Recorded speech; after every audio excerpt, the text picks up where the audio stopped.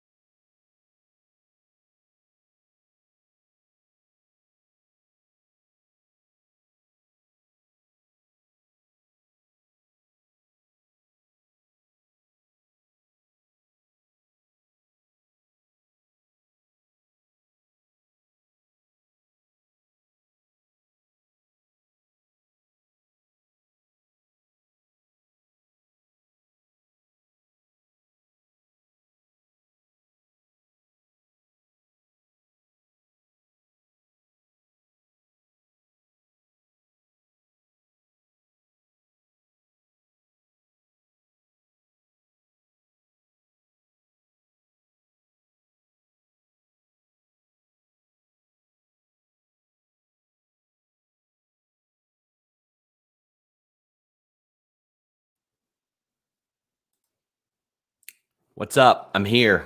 It's 3 a.m. It's time for Wrestle Kingdom. Let's go.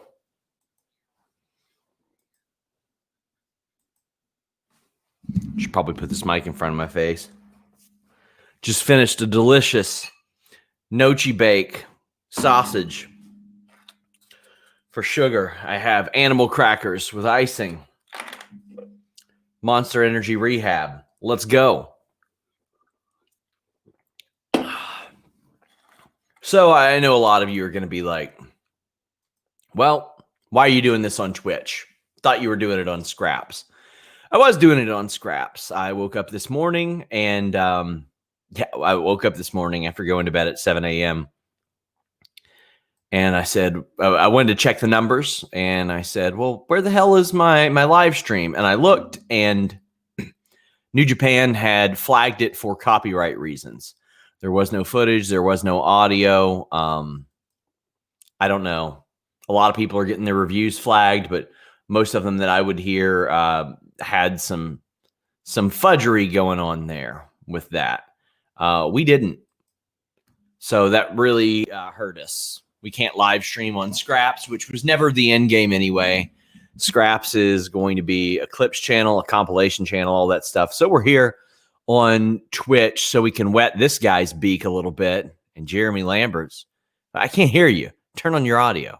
It's on. Now it's on. There we go. Got the. It says a lot that I got the first subscriber for Fightful Twitch. There we go. In fairness, I didn't know we had hit affiliate status. Yeah, first night we did. It was pretty nice. Like Jimmy's asking me, like, "Oh, what do we need to do to monetize?" And I'm like, "Oh, we're there." They got there the first night, so he was very happy to see that. Makes me happy as well. Yes, very excited for this because, I mean, like, obviously the stuff that me and Denise and me and Jeremy do after the shows does very, very well. So the fact that gaming is taken off like this makes me very happy too. Yeah, I was surprised, just like you were, that so many people have invested and watched these streams with us. It's kind of cool. It's really, really fun. I mean, there's a lot of stuff like that we would post and try out and do a couple hundred views, and I legitimately thought gaming would do like 100 or 200 views, and then every stream is like 2,000 or 3,000. It's like, oh, okay, cool. That makes me happy. Yeah, I'll be sitting there and I'll watch it in the morning, take a look at the numbers, and just be like, cool, a bunch of people want to watch us play video games poorly. Oh, it's incredible. I love it. And I always try to bring people on that have really good personalities and can carry that stuff. But admittedly, I didn't know that Jeremy had a personality of any kind when I hired him. I went in blind. I just happened to roll the dice and end up winning on that one. So shout out to Jeremy Lambert. He's an interesting man, that Jeremy Lambert. Well, we won't go that far. We'll call him interesting. We don't want, because I know him. He'll make like a trailer or something that says interesting, says Sean Ross Sapp of Fightful.com. Oh, I've started clipping every time he says something nice about me at this point. Really? Oh, yeah. You should. Yeah, it's going to be used against him one time. Oh, that reminds me. Camille put together a Fightful Scraps trailer, and I need to upload it right now while I'm sitting here on this stream. Yeah, I've got animal crackers with icing. My wife got them for her classroom, and then I tore them open because I haven't had animal crackers with icing in probably 20, 25 years. They are so simple, but they are so goddamn good. Sitting here with the Diet Pepsi. See, I didn't have any extra soda here tonight. I wish I would have, but I got the Monster Energy. We're stuck inside. We're on a 14-day lockdown, quarantine, whatever you want to call, because my wife went to her office last Friday and there was someone in the building who tested positive. Oh, no. She was not near that person. So we're comfortable saying that we're okay, but just to be safe, we decided to go on a 14-day lockdown. Yeah. So as a result, I'm sitting here in a house that's like underprepared in terms of food. And luckily we have friends and family who are like, yeah. Bring stuff around. But I'm just sitting here just being like, man, I really wanted chocolate for tonight. Yeah, of course. Of course. Okay, yeah, I get to add a trailer. What do we got here? Bam. Anakin JMT gifting subs all around. I love it. I love it. Gift all those subs. I'll learn what it means eventually. Well, you see, when they sub, you got to shout them out, Sean. Do I? Okay. Well, You got to start doing. tell me how to do that. I don't know how to recognize that. I know how to recognize Denise saying I'm up working, but came to say Denise rocked more than Jeremy. What have we done here? Because I remember just a few months ago, I asked Denise to do that skit with me. I was like, hey Denise, I want you to do this training skit where you're a character, where you're Hollywood Denise. And she's like, oh my gosh, I don't know if I can do that. I don't know if I can do that. Look how far we've come. And now she loves Goldberg. Oh my God. She's so much better than that. Well, here we are. Oh, is it time to start this gimmick? Yeah, it is. All right. Very excited. Very excited to sleep. Of course, I scheduled an interview Tuesday or Wednesday morning. Yeah, Tuesday morning without realizing what I was doing. Oh, no. Yeah. So I'll be talking to Court Bauer in the morning. Oh, good God. Good Court. Oh, man. Denise teasing us. I don't like it.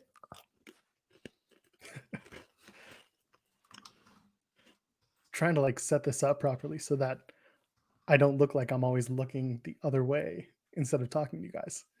I can set mine up a variety of ways now, but I feel bad because I know what the people are here to see. Vanilla. Yeah. And I used my last match on that. Denise says I'm distracting her. Denise, you're here. Yeah, this was your choice. And yeah, J.K. Schwal says I wanted that short review tonight, but I didn't get it. I definitely didn't get it. But bottom line is Fightful's a business, and I gotta make that money. Gotta make that money. Denise says, who is Joel anyways? What do you want? My life story, Denise? Jesus. Oh my God. California raisin. Did you see Ali dunking on Brad Shepard? Hell yeah. That's what I'm here good. for. That is the content I want. I haven't thought about that guy in so long. It's been pretty cool, but I'm going to donate to whatever Ali's favorite charity is. If anybody knows, let me know. For a while, it was water, wasn't it? Maybe. Don't know anymore, but that's what it was for a little bit. Canadian Zudomon, thank you for the tier 1 sub.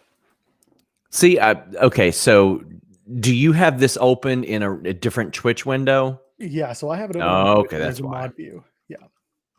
Okay. So I usually just pop up the chat and follow along as I can.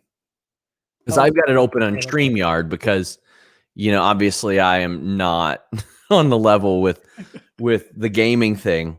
I was telling Jeremy today, for the first 4 years of Fightful, I controlled everything, literally everything. And the first time that I let go of anything was with Shaq and the MMA side. And I was like, all right, that worked out pretty well. And I trust Jeremy more than about anybody. So for me to not have complete control over something and not even understand one aspect of the site is very, very scary and humbling. But yeah, let those subs roll in, guys, whatever that means.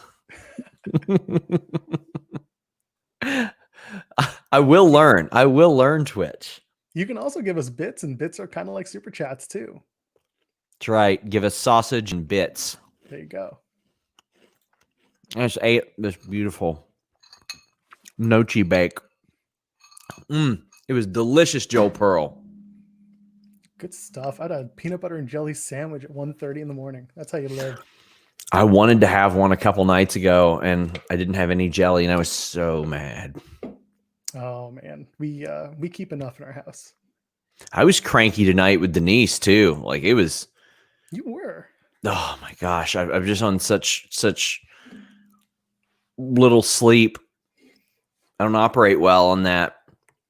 I've been there. There were days when I would be on the road and it'd be the same thing, running on 3 hours of sleep and just Yeah. pounding whatever energy drinks you can just to get through it and try not to talk to people. Denise says, I'm always cranky with her. I'm really not. I'm very nice to you, Denise. Drop the bit. She says I hate her.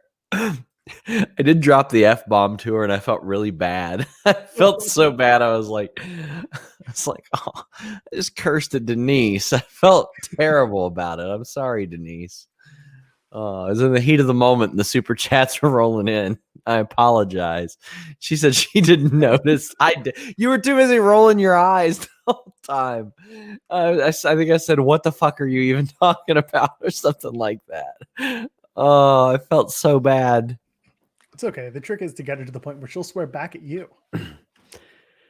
One day I'll tell you guys the story of a phone call I had with a wrestler last week. Jeremy knows it. And you've met my wife, right? I have, yeah. I'll just say this. Me and this wrestler were going back and forth and yelling at each other. Like it was pretty rough. And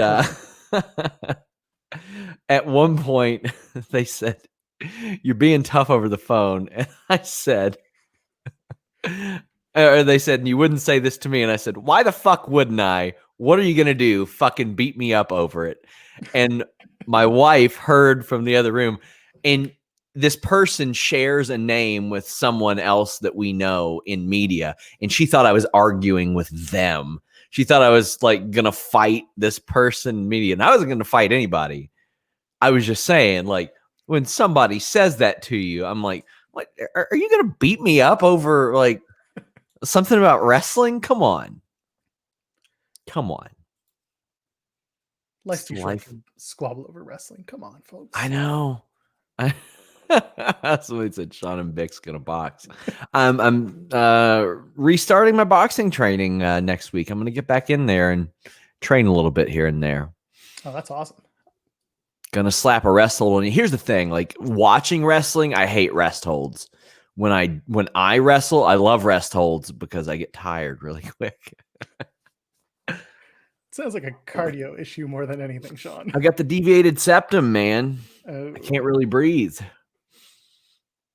Got to get them breathe right strips. I got them. I've got about 6 boxes at any given time. And like people gift them to me. Like my grandmother gets like the Medicare card or whatever. And she orders like medical grade breathe right strips for me. And then she'll like buy other ones. There's some that I sleep in and there's some that I work out with. What are the chances that a WWE superstar lets his contract expire in 2021 to go to AEW? I'm going to say about 75%. That good. Any guesses on who it is? I won't tell you guys anyway. If I ever do an interview with the person, we might talk about it on the air because, like it was fine by the end of it, but it's just how it goes. Sometimes people are protective. Is Yano about to try and win this match again by not getting in the ring? See, I really wanted this to be like Ishii, Goto. Oh, damn. I really wanted this to be Ishii, Goto, and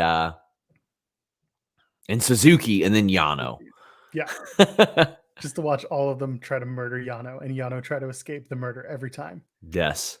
If you guys are watching here, please subscribe on to youtube.com/Fightful Scraps. That is our clips channel, our compilation channel. We're going to have a whole lot of stuff up on that. So please go over there, get some watch hours in. I can't pronounce it. Canadian Zuduman says, excited for your Danny Limelight interview. He's going to be big in 2021. It's so funny. Carlos interviewed him in August or September, And right after that, it's like, boom, he's doing the UWN, NWA stuff. He's doing New Japan Strong. He's doing AEW. He's all over the place. Canadian Zudomon is Evan Wright, by the way. Oh, is it? Yep. See, that's going to take me some time. That's going to take me some time to figure out. We try to ask people if you know us from the Fightful chat. Sure. On YouTube, let us know who you are. I love especially in New Japan, I love the turnbuckle pads. Like when I learned how to wrestle, I learned how to wrestle in a boxing ring, and you learn how to work one without bumping too much. You do a lot of 3/4 rolls and stuff with the corners. And that's how the boxing ring was. It had those, and God, you could do anything in those corners as a result. So it'd be a lot of corner stuff. Whereas if you have turnbuckles, it's not nearly as forgiving. In Toronto, one of our local indies has the same setup for turnbuckles, except they do half and half. Really? Like half of them are turnbuckles and half of them are the pads? Yeah. Oh, that's cool. Super kicked. If you remember back in Toronto, there was a photo shoot that Alexa Bliss did, and she actually did it at the Super Kick School in downtown Toronto. So you'll see some of the turnbuckle pads there. Hey, Jobber JJ subscribed. Thank you. Thank you. JJ. How many subscribes do we have? Let's take a look. It popped up and then it went away for me.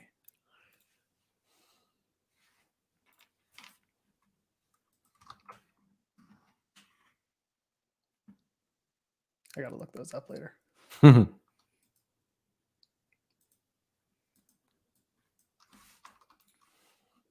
I cannot be interested in this King of Pro Wrestling deal.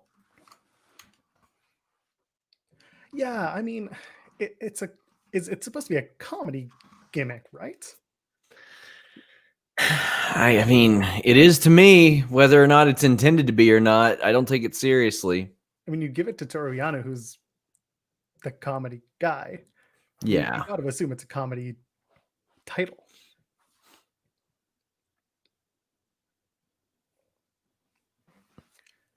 Just not. Thanks for your Prime Gaming sub. Man, there's different levels of this too.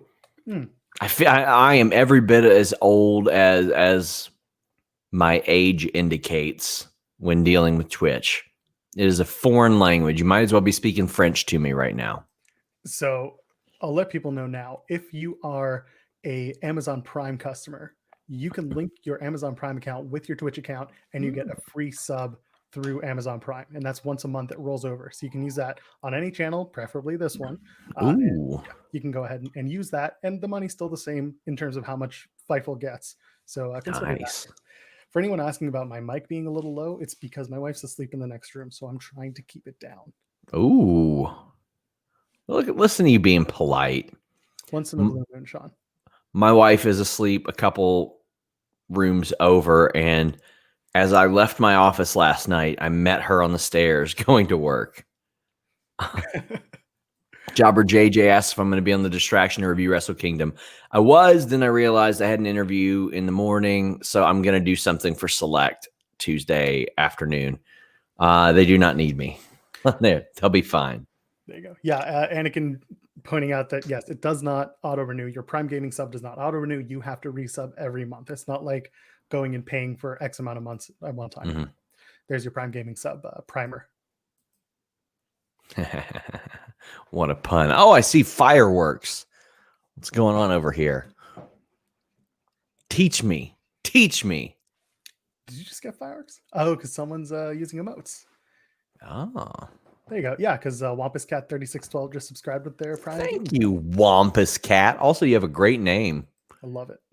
Wampus Cat. Now, see, that's the unfortunate thing is that on StreamYard, where I am primarily, it doesn't show me all the subs and stuff. I'm sure that's something they'll work in eventually. So I've got the Twitch window up as well. Oh, man. My boy, Chase Stevens. Too bad Andy Douglas isn't in this match. Man, could you just imagine if Chase wins this entire thing? Good old Bushi. I was kind of hoping it would be 3 Bullet Club members and Yano. They just, again, same thing, just taking turns and then Yeah. turning on each other. I did like the opening with that finger point of doom, a finger poke of doom spot. That was fantastic. Yes. That popped me. Especially on the 22-year anniversary of it almost. Oh, yeah. Oh. Bushi again. Probably need to write a little bit of a blog too. That's kind of important. It's not like you have a job to do or something. Yeah, that's the thing. By the way, guys, I've mentioned this before. Once Fightful Select goes onto the main site, my match things and live blogs, those will be Fightful Select. The only reason I don't do that now is because I want a record of those on the actual website. And if I did that right now, it'd just be on Patreon. So yeah, that'll be exclusive. We've got Jeremy Lambert and Joe Holbert doing retro reviews. Did Yano just win? Of course he did. And we have forums coming back on Fightful Select whenever it gets onto the main site. I know a lot of you guys have been asking about that, so we got that going. Freaking Toriano. Dick punches for all. Yeah.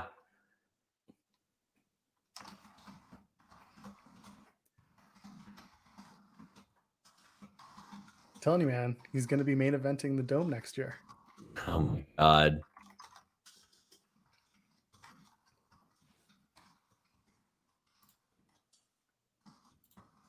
I'll mute my mic so y'all don't hear the clickety clacks. No, it's the ASMR hour.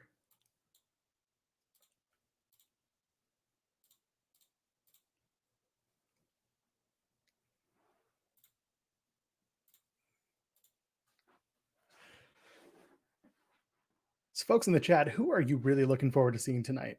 Who are you looking forward to see? Whose match or which wrestlers are you looking forward to see? Because for me, I do want to see Jay White. I don't know if Jay White's going to win, though.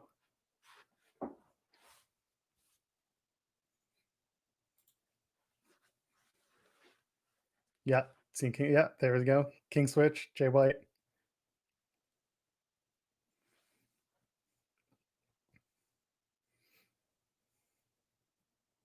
Some more Jay Whites, man. Everyone just wants to see Jay White. Was it because of that fire promo we cut last night? It was a good one, man. It was a good one. That's why I was willing to like give some time to Evil whenever they tried to push him, because I remember when the Switchblade thing happened, people were like, I don't know. I remember when Omega turned on Styles, like I was a religious Observer listener back then. I had started to listen to Observer a couple of years before that. And even Meltzer was like, I don't know if Kenny Omega's the guy. It's like, you could tell he was, but I mean, there was even some doubt there. But New Japan's track record is like, if they see the guy, they know who the guy is. So I kind of put that trust in them in that regard. And they've had a pretty high hit rate on that, especially in recent years. Really the last 6 or 7 years, because they recognized it with AJ. They recognized it with Jay White and with Naito when they could have just given up on Naito. And with Omega, obviously. How do I think Jay would do in AEW? I think Jay White would be a top star in AEW. Oh, yeah. Immediately. Great O'Con next. Piss off. Man. JKM817, thank you for your Prime Gaming sub. Appreciate it. A lot of people excited for Jeff Cobb and Shingo. Yeah. Yeah, I am too. Jeff Cobb, man, that guy, he would have been a great fit for Team Taz. I agree with that for sure.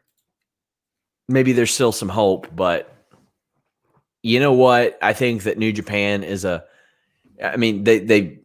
it's a good place for him. He is going to do so good over there. Not to say AEW wouldn't be a good place. It's just New Japan is such a better fit for him. Just watching these entrances for Taguchi and Master Watto. Oh gosh.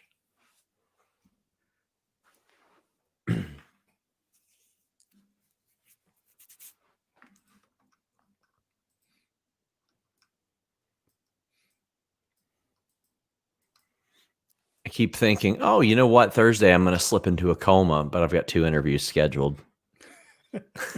And one of them, I've got Shaza McKenzie set up, and because she's in Australia, got to do that at night. I hate doing interviews at night. I don't know why, but I just hate doing interviews at night. But for her, it's like, I'll accommodate. Like I'm not gonna be like, no, Shaza McKenzie, who I've been trying to interview for a full year. I will not interview you at night. She seems like a very like sweet, smart, we know talented person. I'm yeah. I like hearing this, that you're going to be interviewing her. Yeah, very excited to interview her. I don't know when it'll drop, but because sometimes I'll put interviews in the can for 3 or 4 weeks even. But I wanted to interview her in person WrestleMania week, and obviously that didn't get to happen.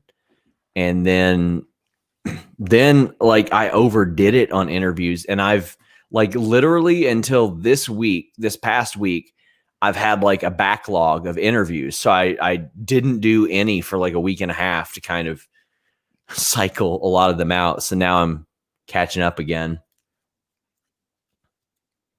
Got Shaza and Jake Christ on Thursday. So we'll see how that goes. Yeah, Jake's making the rounds now. He's talking to everyone. I was going to drop the Victoria making a finisher, and then Chris Van Vliet scooped me on it. He didn't, not necessarily for that, but he got the story of the finisher from Victoria and did an isolated clip, and he didn't know I was going to do it. It's just because I've had it in the can for 3 or 4 months. Sometimes I do that, but the story behind it's really, really cool, and she went in depth on me. So probably pretty soon, but I've been talking to so many people about this Royal Rumble thing, like everybody from Bret Hart to Duke the fucking Dumpster Drosy about this Royal Rumble feature. And I'm very excited. It's like 8,000 words. Oh, crap. Yeah. Yeah, it's a big one. A big, big one. I'm hoping maybe I can do a video with it too, since our video is doing so well. I really don't know why these tag titles still exist. Because everyone is either small or big, Sean. Yeah. Oh, I hate it. There's no in between. I mean, I just make them the open weight tag team titles. Combine them. Why not? Whatever happened to the open 6-man tag titles? Do they still exist? I feel like they do, don't they? Let me see. I think technically they still exist. Oh yeah, they had a title change in August because they got vacated. I see it. Oh yeah. But yeah, there were like Goto, Ishii, and Yoshihashi currently hold it. If I were New Japan, I would do like a goodwill gesture, send them over to AEW. Be like, here's those trios titles you wanted. We've got a set. We never use them.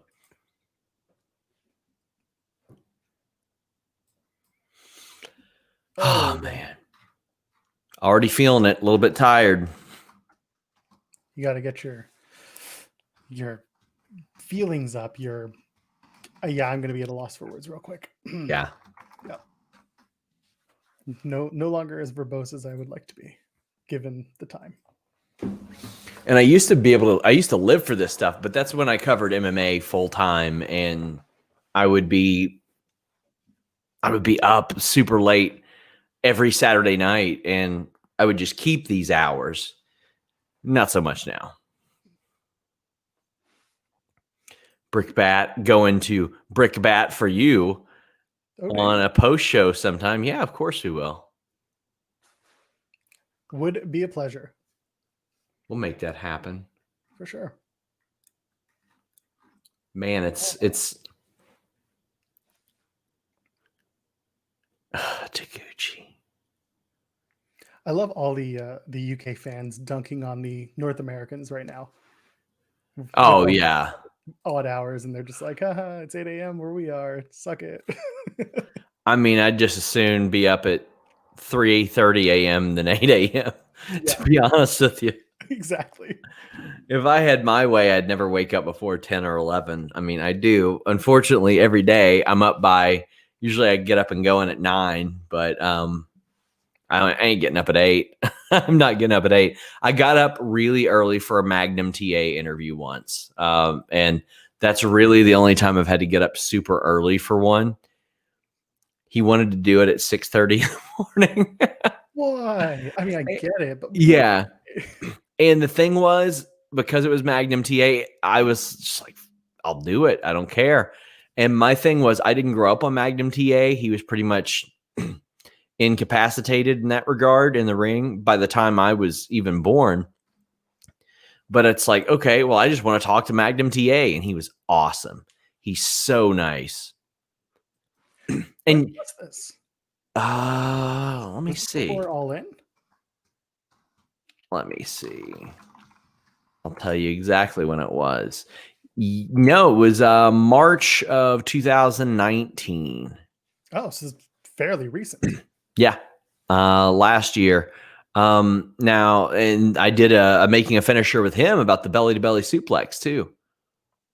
Of all things. Yeah, did a whopping 744 views on the Magnum TA interview. That would do like a good 5,000-6,000 now at least. But it's a part of growing. That's why we have that shoot interview section for you guys. That way you can go back and check the archives. We're gonna streamline that soon. Yeah, going back to waking up at odd hours, doing morning versus staying up all night. I don't know about you, but like my anxiety to get up on time would be through the roof. I would not sleep well or at all. I am like that whenever I have anything scheduled for the morning. Anything with like an AM on it. If I've got something scheduled for 11:59 a.m., it's tough for me to get to sleep. Really? Yeah. Wow. Yeah, that I can usually get an alarm for 8:30 and be like, okay, good. I know this is a time I can get up. Of course, yesterday it was like I'm setting an alarm for 12:30 in the afternoon. Nobody touched me. Yeah. Brickbat says, do you have that interview up on Fightful or Fightful Scraps? It's up on Fightful. Just go to our search bar and type in Magnum TA and you'll see it. The main interview is like 9 minutes. Then I did the making a finisher. Now all my interviews are at least 20 minutes, 20, 30 minutes. Getting that content. Yeah. PCO, I did one with him, was like 20 or 30. And when I wrapped it up, he was like, oh, I thought we were going to go like 90. I was like, I wish I would have known that. I was like, I was trying to get you done. That was one of those. Sorry, I was going to say, I was watching that live as I was prepping my own show at the time. Yeah. And I was just like, oh, shit, 20 is in and out. Yeah. So the thing was, Ring of Honor hit me up like a day before Final Battle. And they're like, well, we would like for you to do an interview. Ideally, I like a good week. I would like 2 weeks notice to promote something like that. That way I can get it transcribed, the article scheduled. I can post some stuff on Select for our subscribers, all that good stuff. But I was like, all right, if you're going to give me an interview, I'd like for it to be PCO. I specifically requested him, which I don't often do for like, I'll just take whoever they want to give me. And then I was like, well, we'll do it live. We'll see how that works. And it worked out good. He was awesome. Asked Impact for some interviews, but they're not thrilled with me. So, yeah, our live coverage guy accidentally posted the results of Impact, but when it went on there, he had filled it in. Yeah. And instead of having it set up to go up throughout the show, it was up before. And somebody hit me up and they were like, oh, well, there's a lot of people mad at Impact. I'm like, nobody at Impact is looking at our live coverage. Like, just tell me I fucked up and we can move on. But hopefully I can get an Impact interview soon. They'll get over it. They will, because we do really good interviews with Impact. I think we do the best interviews with Impact. I don't know how to feel about these ref spots right now. Yeah. It's funny, but it's not at all funny. Yeah. A little too much. A little too cute for its own good. Yeah. They should have done that in the last match, I think. Yes. That would have been better. Which, I mean, the unwritten rule of wrestling, especially on the independent circuit, is never bury the ref in the first match. And the reason why most like coaches, trainers, agents will tell you that is because if you establish in the first match that the ref can be buried, then that ref, like a ref doesn't hold any respect for the rest of that show. And that's something I've always tried to follow. Now, granted, this is Wrestle Kingdom. Nobody's watching this unless they're a big wrestling fan or with somebody who's a big wrestling fan, as Taguchi runs his ass into old boy's face. He calls it the rear view, Sean. Yeah, that's what I hear. Oh, God. This is great.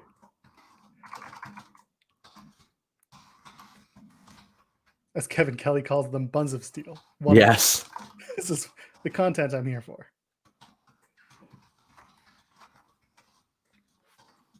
I'm just not big on a show like this having two like comedy heavy matches to kick off the show. Oh, yeah. It sets a really, really odd tone for sure. Yeah. And you can't just be like, oh, but it's for a title, so that makes sense. But no, it doesn't really work that way either. Let's go for Three Amigos, too. I have a feeling you're ahead of me. Yes, I am. I'll pause for a couple seconds. There you go. That's fine. I'm watching on New Japan World. I'm watching on Fight. They hit me with those codes, the fabled codes that Joe Holbert's always after and will eventually cause me to stop getting. Tell you a secret. I'm not much better about that. My God. My God.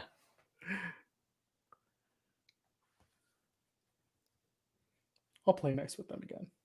Yeah, please do. Oh, I love that suplex. Love that suplex. I can't believe Taguchi can keep up.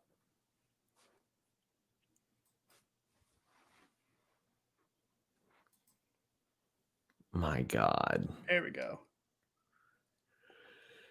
Taguchi's just so much, man.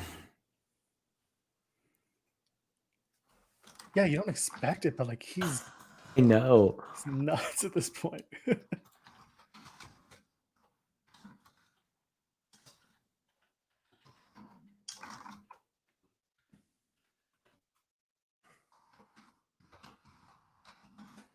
He's another one. He's in his early 40s. Yeah. That's the weirdest thing about New Japan. Like both men last night in the main event are 38. Mm-hmm. They're literally pushing 40. I can't stop thinking about that beautiful suplex I saw Taguchi do. Loved that, where he wrapped around the shoulder, under the arm, and around the head, and the person went inside out. I said the person, my God. Went inside out and took it on his chest. It was such a beautiful suplex. Loved that. Looked like something Taz would have done back in the day. Mm-hmm.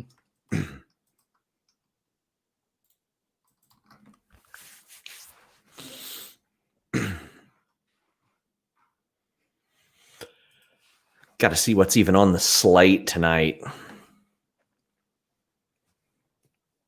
Oh, for matches? Yeah. Or your slate. I mean, both. Well, next I mean, God, they're getting right into, like, after this, they'll be getting right into, like, Ishimori and Takahashi, or maybe, I don't know, maybe. It's Cobb and Takagi next. Oh, okay. Yeah. Well, that's going to hump. Sonata and Evil, and then Ishimori and Takahashi, and then Jay White and Ibushi. That should be nice. The lineup tonight. There's one thing I love about New Japan is that they do not mess around with their lineups. Yeah. Like once it's on their site, it's locked in. We ain't changing it unless something last minute happens. Yeah.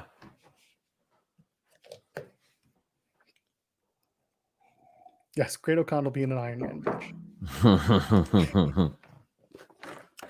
That'd be a good way to piss me off. Be him and Goldberg. Somebody asked if I'll be staying up for New Year Dash. I will not. Because after I went and talked all that shit about how I wasn't going to do Quizzlemania this week, I'm doing Quizzlemania this week. they got me. They hit me with the, well, we're doing it for the Mayo Clinic. And I said, God damn it, pal, I'll do it. Not that I didn't want to do it. I'm always more than thrilled to do Quizlemania. I love Wrestle Talk. It's just this was a heavy week. I did not like Desperado sitting up right there waiting for that. That was so dumb.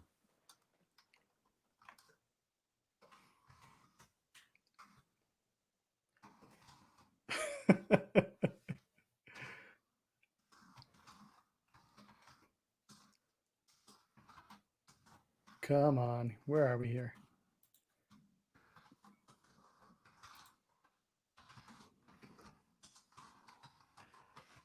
I mean, the thing is, like, I complained about the tag titles being separate, but for stuff like this, where it's a 2-night thing, it's like, okay, I get it. But at the same time, we're sitting here saying, do the 6-man tag titles even exist? So, man. Well, I mean, the next match with Takagi and Cobb is for the never open weights. So Yeah. that's something I didn't realize until now. There you go. A successful. And I forgot what Desperado calls that spinning double underhook facebuster sit out. Now I got to hit the El Desperado Wikia, a little cheat code for you guys. Wikipedia does not have move lists anymore because they suck, but the prowrestling.fandom.com one does. So I always go to that and look at it. My God, it's not just right on the tip of your tongue all the time. No. Sean, you're exposing the business. I know.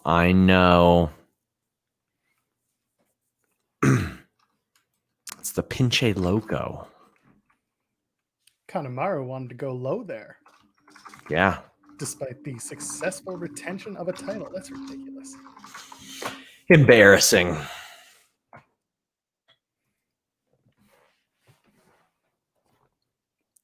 Man, this is the most low energy I've ever been for a stream in my life.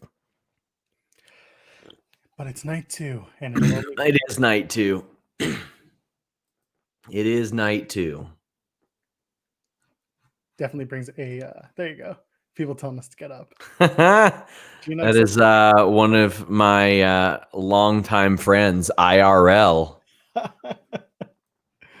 Gnug 725. Thanks for your Prime Gaming sub. Yeah, thanks a lot, man. Thank you. Thanks. I really appreciate it. I've got to match your level. Because I've got to act like I'm being considerate of my wife in the next room. If you ever saw my setup beyond the camera, yeah, it is a mattress box, like a box spring, and that's what I'm using to shelter the sound. And I sure it doesn't always work 100%, but the walls here are thin enough. Guys, make sure you subscribe. That's right. It's the midnight hour. Please subscribe. It is currently 3:43 a.m. and we are watching New Japan Pro Wrestling's Wrestle Kingdom 15. This is day 2 as Jeff Cobb's hair has grown out and it looks fantastic, honestly. It's wet. It's got nice volume to it. Very stringy. He's got some good traps on him.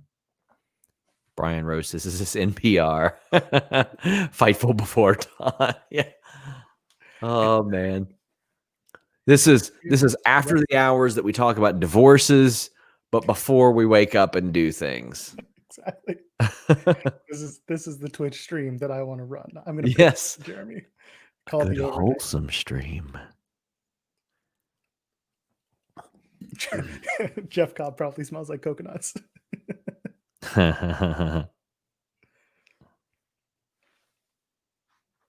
He did one with a Pinche Loco, right? The double underhook sit out face buster.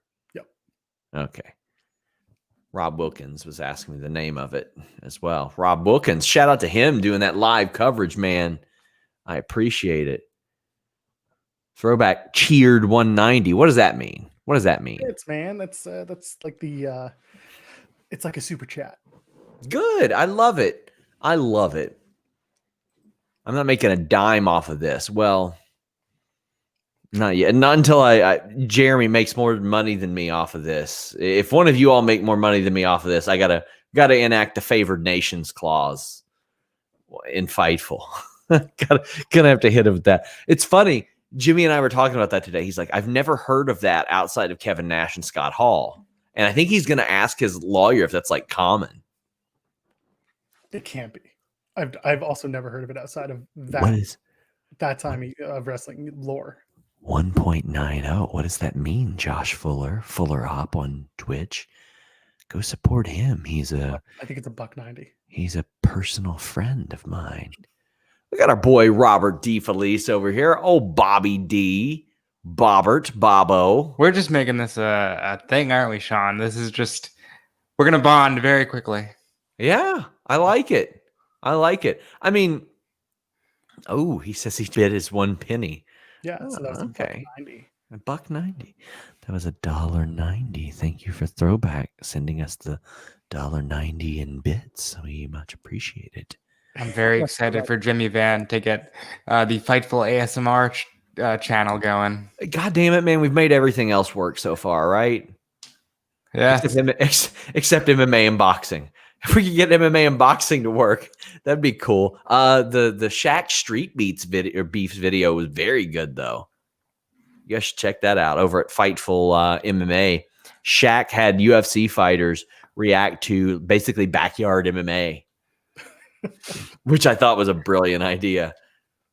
Very fun content over there at Fightful MMA. Yeah. We've got a tentative idea for like a true crime and MMA type of gimmick, because I mentioned the Joe Sun thing to you. Yes. There's some more. Like there's a UFC fighter that committed like one of the biggest bank robberies ever. Lee Murray. There's that one. There is a guy named Alexis Villa who's got one of the most famous knockouts in Bellator history. And then in recent years, it came out that he hired a hitman to kill a woman like months before that. Like there's some pretty demented shit. Throwback to Prime Gaming sub. Thank you, Throwback. And he's right.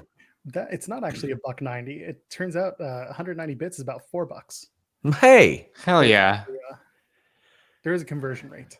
Josh Fuller, you're fuller of shit. 102 of you are listening to Fightful. That's goddamn right.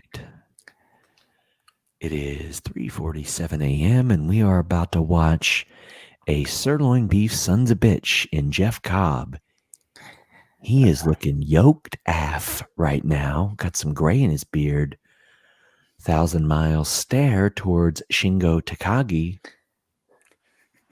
who has the spirit of a sirloin beef sons of bitch, but does not qualify in the physical sense of being a sirloin beef sons of bitch. Is he a Kobe beef son of a bitch? I don't know. The hour and traffic at 11.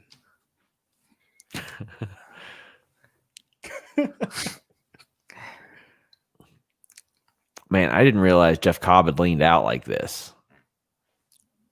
Like he's gotten himself in some great shape lately.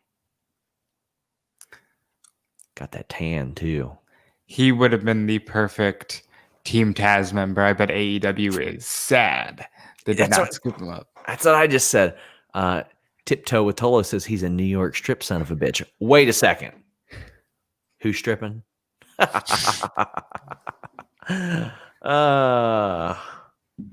no fat on that beef, baby. Jesus Christ.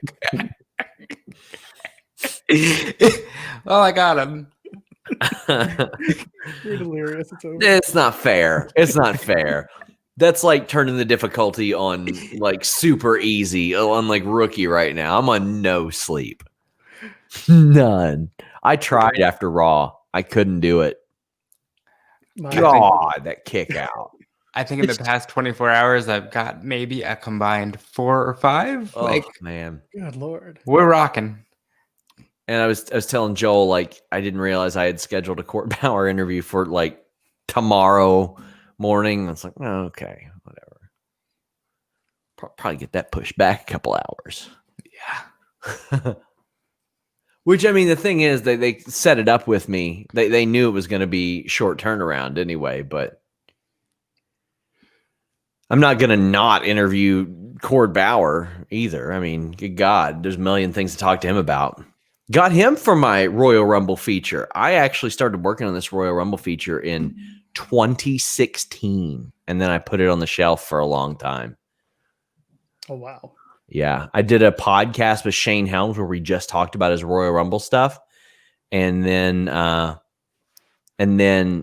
interviewed Court Bauer about it, and it wasn't until like the past year that I started to really get quotes and stuff like that about Royal Rumble stuff. But it's going to be basically a collection of inside stories and gimmicks like that. How do these railings stay? Oh my God. That he defied gravity with that suplex. This is what big meaty men do when they're slapping meat. That's right. Yeah. Did Raw not put Sean asleep? Up until that main event, man. Up until that main event. Somebody's mentioning our camera angles. It looks like we're in line from shortest to tallest right now. Let's see. Let's fix that. Oh, I got to be taller than everybody here. Can't get over on Chandra the Giant there. No. Yeah. not I can't happening. do it. Can't do it. If you guys like what you see, make sure you follow. Make sure you subscribe. Send some bits. Is that like Bitcoin? What is that? It's like $30,000. Can we get some of that? What is it now? Bitcoin? Oh, man, I invested in that when it was like at $5,000 this year, and I made $1,000 off of it, and then I got out. I wish I wouldn't. I'd be buying a house right now if I would have kept that in there.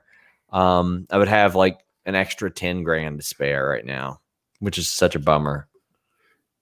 I play around in the altcoin game, but it's a gamble. It's a little scary. Have you ever like made anything significant off of it? No, just like enough to justify keeping it steady for now. This was last year was the first year I invested in anything. And well, a couple things that I learned when I bought Zoom in December 2019, I should not have sold it in January 2020. No. Yeah. No. Because I learned after that, yeah, it was not a good decision, but I ended up doing very good in stock market last year. To where it helped us out in the tough months very much.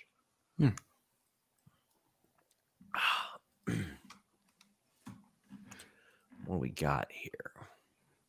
Just waiting for these two to start really, really hammering the murder buttons.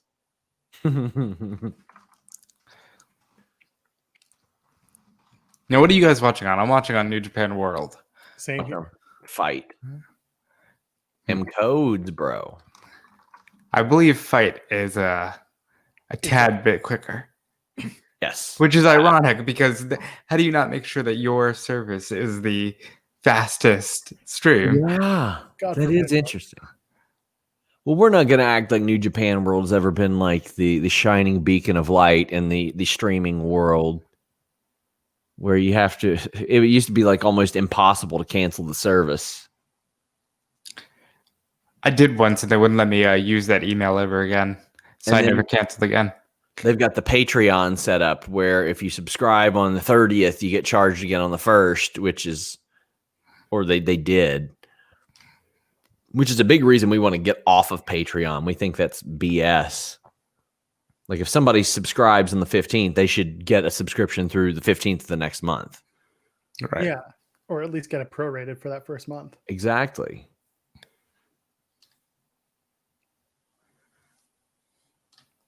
Oh, what are we doing here? Oh, what the hell is he setting? Oh, no. Oh. Oh no. Oh, Oh no. Oh, kind of wanted to see it now.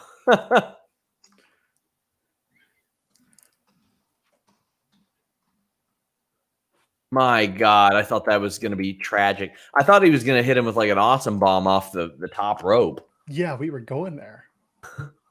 Holy crap. Takagi.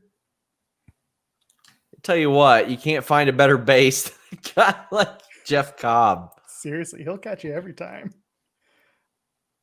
Good God. so good.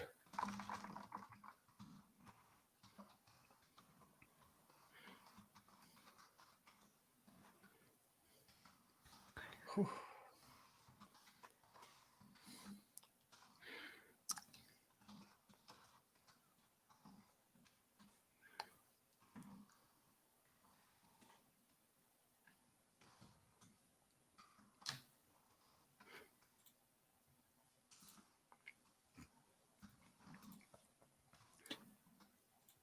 Oh, I love that falling elbow drop.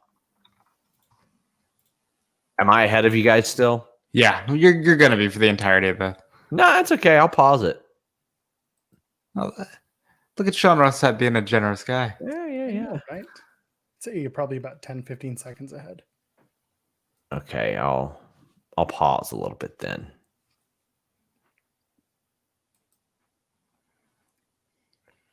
Right at the point where you can see Jeff Cobb say the F word.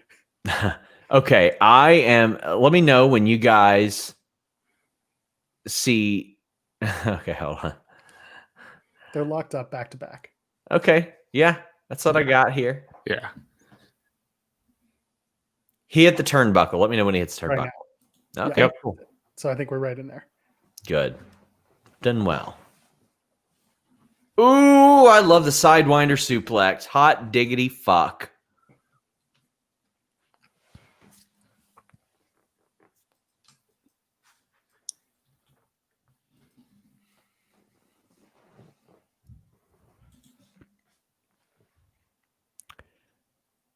The time is now 3:57 in the morning. We are about 1 hour into New Japan. God. Son, that cannot feel good. And he went early. Ooh, that rolling gut wrench suplexes. Good Lord. Breaking old dude's ass. Oh, he's just floating over. I wish he would just do it and power bomb him. Just like say to hell with it. That's what I was waiting for. It is really, really hard to roll through on gut wrenches like that. So I kind of wish he would do like a gut wrench, roll through, sling him around and do like the swagger bomb, and then pick him up again and do something out of that. I think that'd be really cool. Oh, the crucifix. Yep. Whoop.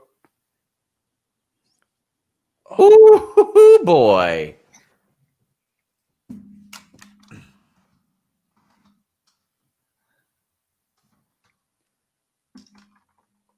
He looks so motivated and just like he wants to be the guy here.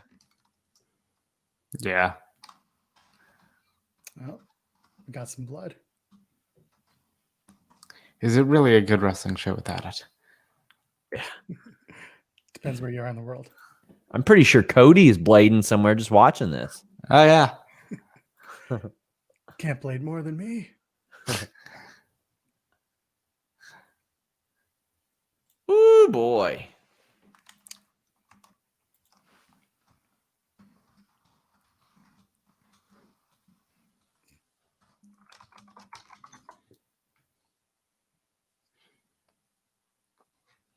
How old is Cobb? I'm seeing a lot of gray in the beard.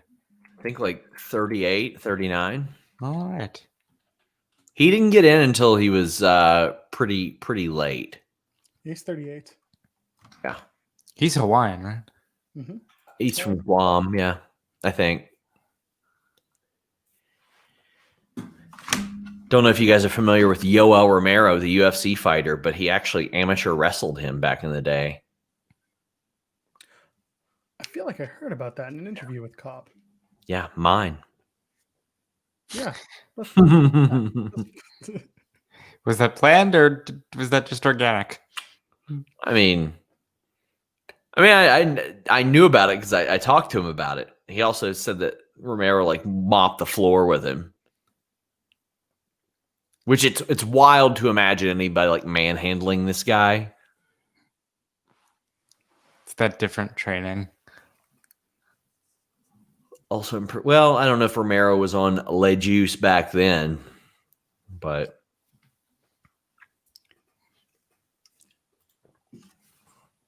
wow. Wheelbarrowing Jeff Cobb does not look like an easy thing to do. It's not fun when you're selling your hip either. Ooh. Oh, man.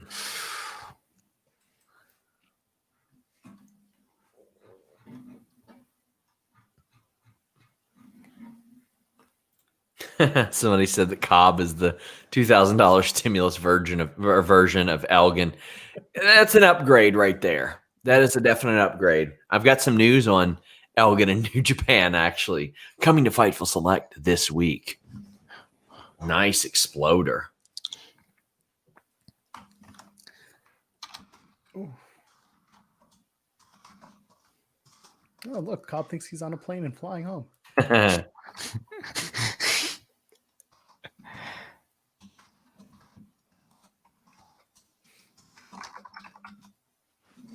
think we got people asking for Fightful baseball jerseys in the chat. So I don't know if we'll do baseball jerseys, but we actually thought about doing hockey jerseys. Throwback had mentioned that on Twitter, and Jimmy liked the idea. It's a matter of what Shopify allows us to do. We can't just be like, oh, we're going to do like something with soccer. Like they have to have the product on Shopify for us to do. We can't just throw anything up there. Shopify has enough print-on-demand stuff, so you'll find it somewhere. Yeah. Oh, yeah. Oh. Jesus. And Shingo just falls out. Amazing. You know what, man? Shingo might be earning it. It's like, I don't even care that he's like 5'10", 220. He is earning his sirloin beef sons of bitches brand. Yeah. You get branded with that. Like the cattle. Yeah. Like Justin Hawk Bradshaw and Uncle Zebekiah back in 96 WWF.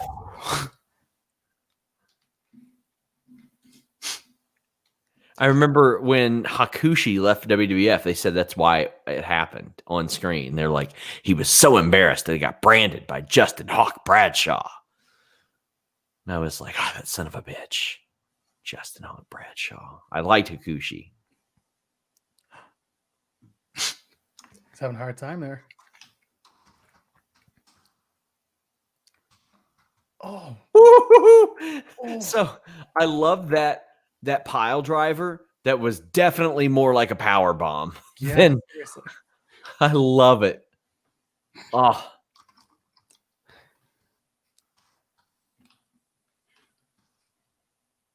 I feel like one of the emotes we're gonna have for this this channel is gonna be sirloin beef. Nothing wrong with some good sirloin beef. Not at all. Shingo in a hog pen match. Do it. Shingo and Great Okan in a hog pen match. Oh, God. You're welcome. Yano is a special guest referee.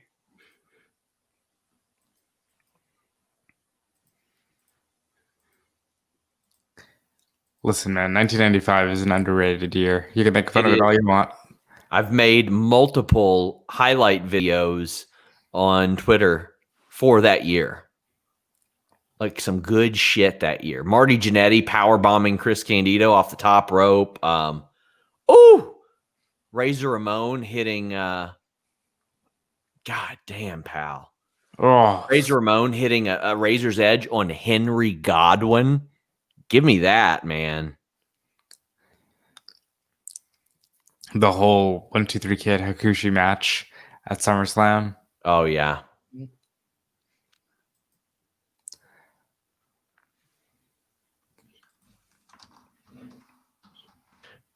hell does Takagi call the old Pentagon driver?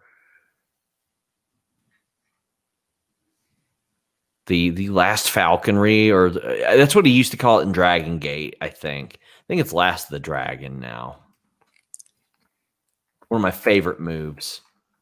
Oh.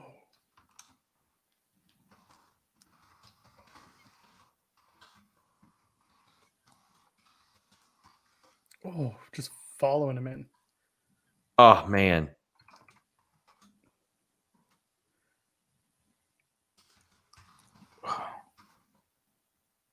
Tour of the Islands. Yeah. Got him making a finisher in the can with that one. Kelly screaming it through. Jeff Cobb told me how he developed that one. Love that move. God, what was his name in Lucha? Matanza. Yes, Matanza Puerto. Oh my God.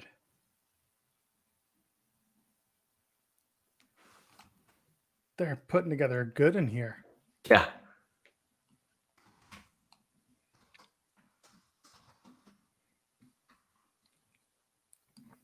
Yeah, the El Rey Network did go under last week, didn't it?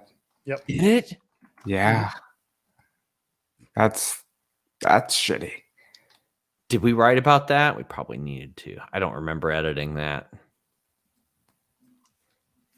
Should put that in the fight size tomorrow.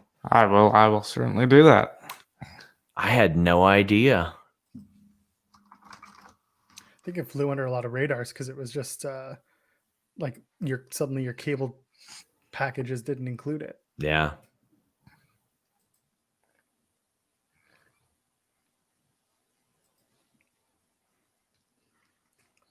Oh, what are we gonna do? I mean, that first season of Lucha Underground, man, if you would have told me that Pentagon was going to fight Brock Lesnar, I'd be like, Pentagon stands a chance. That's That how was- well he was booked. Yeah, that whole first season was insane. I thought Son of Havoc, Evilise, and Angelico were one of the most entertaining acts in wrestling then. They were so good. Yeah. A whole lot of wrestlers that were not nearly as good as that show portrayed them because of the taping aspect of it too. I would learn that in later years. But by season 4, it's like the only reason I was watching was for Sunny Kiss. Like I would watch for Sunny Kiss's stuff, and I would just kind of sleepwalk through the rest. Yeah, the Exolicious stuff was good. Yeah. It's funny because this Sunny Kiss, I didn't get into Sunny Kiss until I started seeing it. Seeing Sunny at my local, because Sunny Yeah. would be booked at Greektown Wrestling in Toronto all the time, and I would just watch him and be like, "Holy shit!" Cobb went for like a backflip, fall away slam, power slam. Oh. It just didn't work.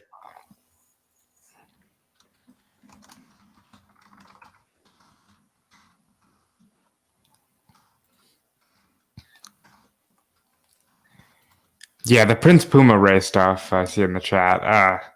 Yeah. Very, very good. Watching Angelico just jump off of that office. Oh, I'll never forget that. There were a couple times. I think he did a drop kick one time, and then he did the body press another time. Oh, just amazing stuff.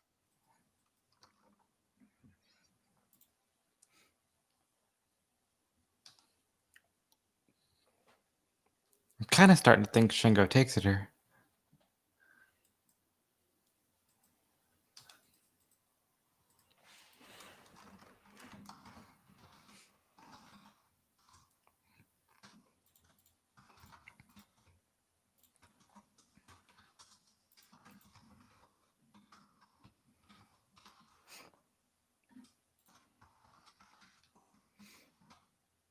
Oh, Yeah, Takagi, I am hereby certifying him a sirloin beef sons of bitch. I like it. I mean, 220 pounds. 220 pounds in this day and age is a lot different than it was 20 years ago, you know, when that's a WCW cruiserweight. Not anymore. Wow. wow. That was amazing. Bloodfall gets the win. That kicked ass. That's insane. Good, good, good, Good shit. Yeah, just in time for King of the Universe 20 to subscribe with a Prime Gaming sub. Thank you. Going 9 out of 10 on that one. 9 out of 10. I never talk about my match ratings in the air. Hot damn. Good shit. I had Okada Osprey at 9.75. What a match. Yeah. Whew, boy. How are You we feeling know- about this video game? This new mobile game coming from New Japan. You know, guys, it was tough for them to follow Hurt Business versus Lucha House Party tonight, but goddamn it, I think they did it. Just barely, though. Don't disparage the good name of Grand Metal League. 3 victories in a row for this man. Yeah, and then he'll have a match on Wednesday, lose it, and then we're back to square one. No. You gotta believe. You gotta believe in good lucha things. It's the wrong guy. It's the same house. It's a house divided at this point. There's still good lucha things in the house.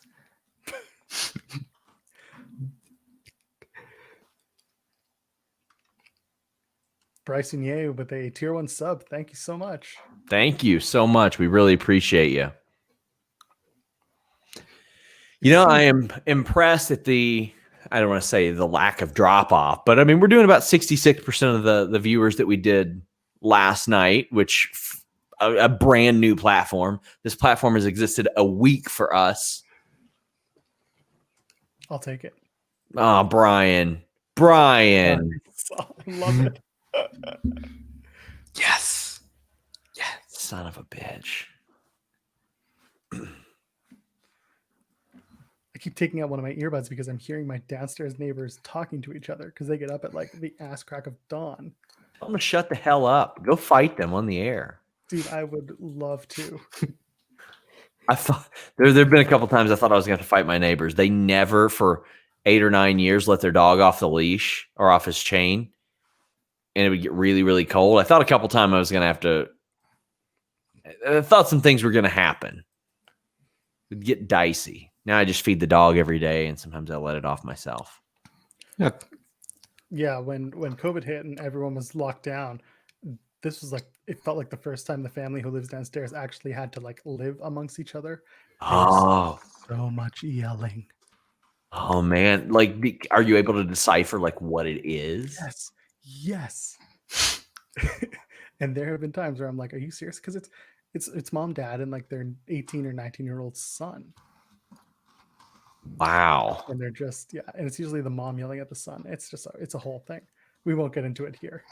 But I feel like that was something that hit a lot of people when COVID started. Was like, oh, I've realized that I've made some choices in my life that maybe I'm not suited. It was the opposite for me and my wife. Like, I mean, she's been home like the last 2.5 years since I said, hey, quit your job and go to school, finish going to school and all that, because we were secure enough. But this year I was primed. I was ready for her to be at school teaching, and she's home all the time. And we realized that we're pretty fucking cool. We don't fight at all. But I see that's the story that we need during these times. Like we realized, like, man, we like each other more than we like almost anybody else. That's why we're together. So it worked out really well. I hate that it didn't for other people, but For sure. I definitely won out in that department. I landed a good one there. Yeah, I'm lucky. I'm in the same boat with my wife that Indeed. when I would be away for long periods of time on tour, it would be like it was fine. Everything was I couldn't imagine. And then lockdown happened, and suddenly I was home all the time, and so was she. And we thought it would be a little more difficult, but no, we figured it out real quick. And you just got to, give space when you need to. It works. Hell yeah. And I mean, I'm home all the time anyway, but like I couldn't imagine how you handled touring, because I would go do like Revolution or something for 2 days in Chicago, and it'd be like, oh my God, we're away from each other for a really long time. The longest we've been away from each other is when she went on a cruise with her best friend for 10 days, and I've blacked out that entire period. I do not remember what happened. I'm not sure how I got fed during that period or if I cleaned myself at any point. I've blacked it out completely. Early in our relationship, I went and worked on a cruise ship for 4 months. So, Oh, yeah, wow. we've done that. So, and I was in Australia for that. So there was a huge time change to go on with it. And that was tough. We definitely did that. Australia's rough, man. Like, especially, so was she still on the East Coast? Yeah. Oh, man. So, yeah, like I can tell you, scheduling stuff with Anna, like, was impossible.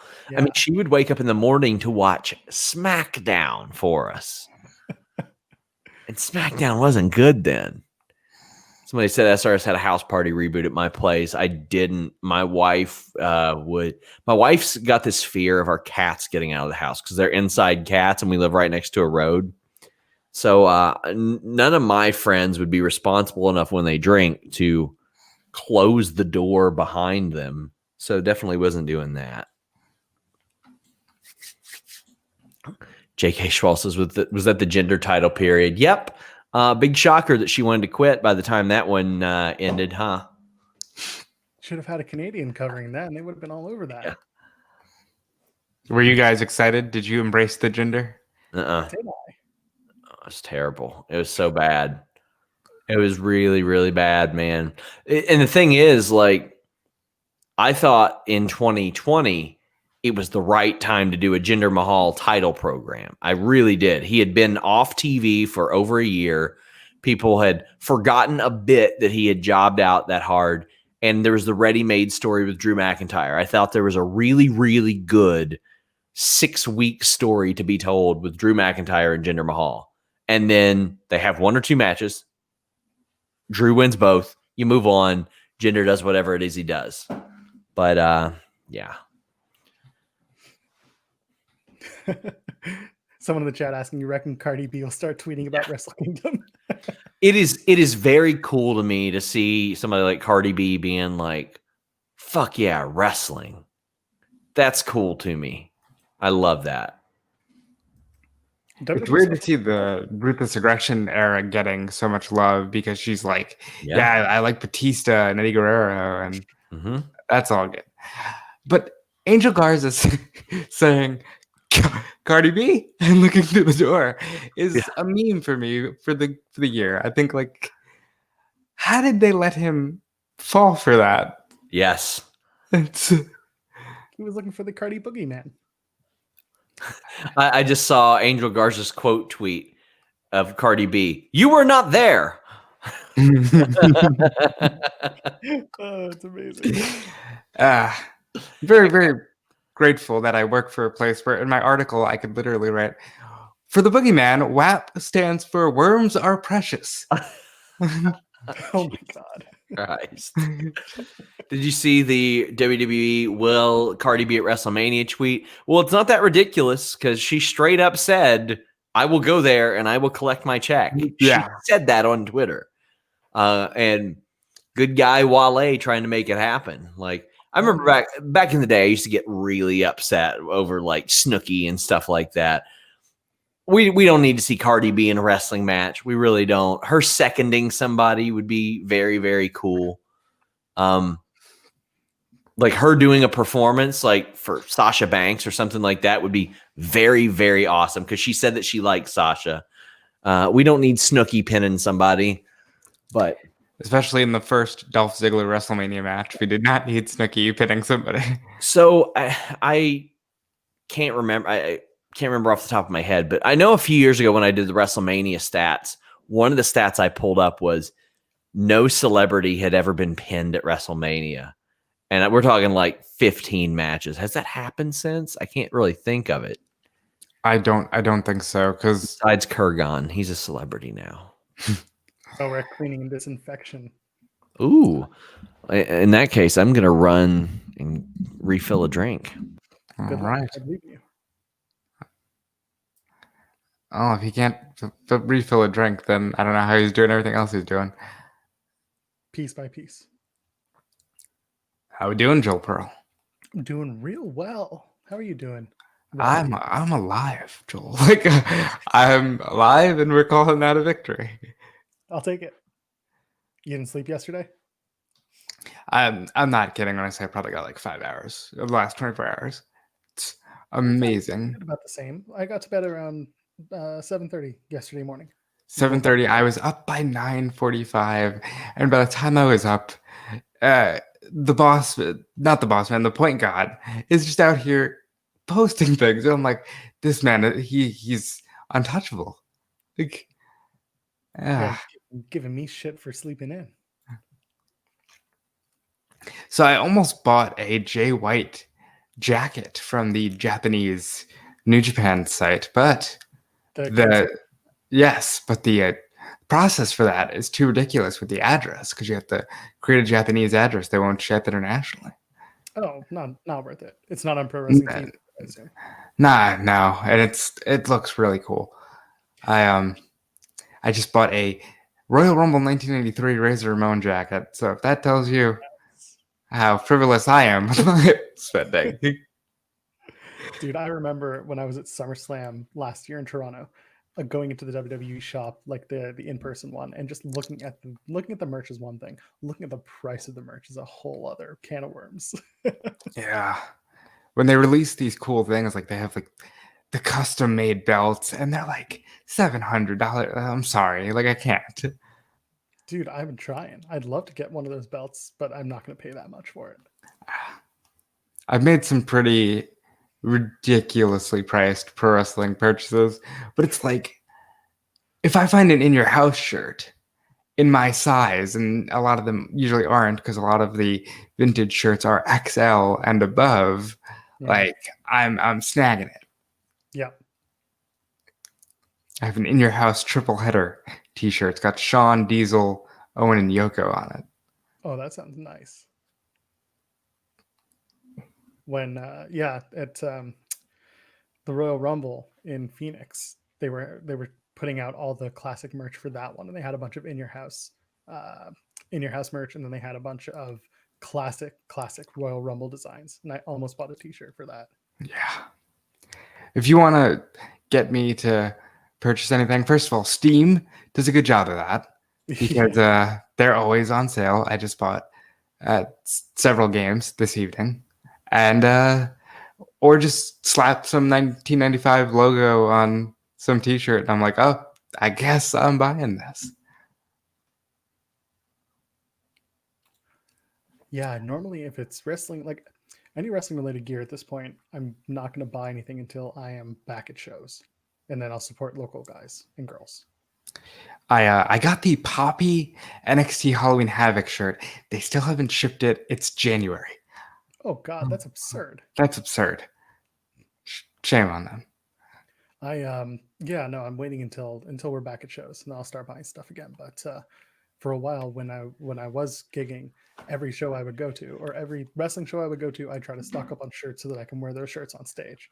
So like, there's a promotional video out there of me wearing a Jody Threat shirt. Because I love Jody Threat. Oh, amazing! She's the best. Yeah, I need to interview her. You talk about her, I like perk up. I'm just like, yeah Jody Threat. I mean, you know how much wrestling was on that week, and she was the person that I left Toronto going, oh, wow, she's cool. Totally. Never had the pleasure of talking to her or doing an interview with her, and I need to do that soon because I think when things get normal, she's probably going to get signed, or at least looks, because she should have by now already. You think Alley Cat's getting signed this year? I don't know. She's another one I think is going to get looked. If I'm Ring of Honor, I'm signing her. Yeah, because Ring of Honor has to reinvigorate their women's division, and if I'm them, I'm signing Trish Adora, Jody Threat, Alley Cat right off the top. Don't know if the Sea Stars have contracts, but them, I'd sign Killer Kelly out from under Impact. I can't believe NXT UK let her slide. Yeah. She, so I did that interview with her, and I talked to her about the process of how she left the company. And she was like, yeah, I wanted to keep it really quiet. And I was like, well, you did a good job, because when you popped up at Indies, I was like, how is she allowed to do that while she's with WWE? She's like, nope, that's how I wanted it. Brian Rose, on other podcasts I mentioned Nicole Savoy getting signed at least once a month, and it annoys people, and I don't know how she's not signed. She's one of the best in the world. Yep, she would be one. I mean, I know that Ring of Honor had a lot of plans to really reinvest in their women's division in like March or April, but and I had heard that they wanted to try to do it around the end of the year as well, but now's the time. I mean, Allison Kay's sitting out there. Priscilla Kelly doesn't have a deal, although I know that she's got some interest from a lot of people. Solo Darling, Elena Black. I think Elena Black's got interest as well. Yeah. Trish, she's going somewhere. yeah, Trish Adora, Alley Cat, obviously, Jody Threat, like I mentioned. Does Alley Cat not have a little bit of the Effie, like, I don't want to say stink, but you know what I mean? Like how Effie is in the indie world versus going into a major company. Like sort of like the super indie type of thing. Like the Janela. Yeah. Yes. Like Effie's like, I don't want to go anywhere. I'm an entertainer. I want to run my own business. And that kind of puts someone in a box a little bit.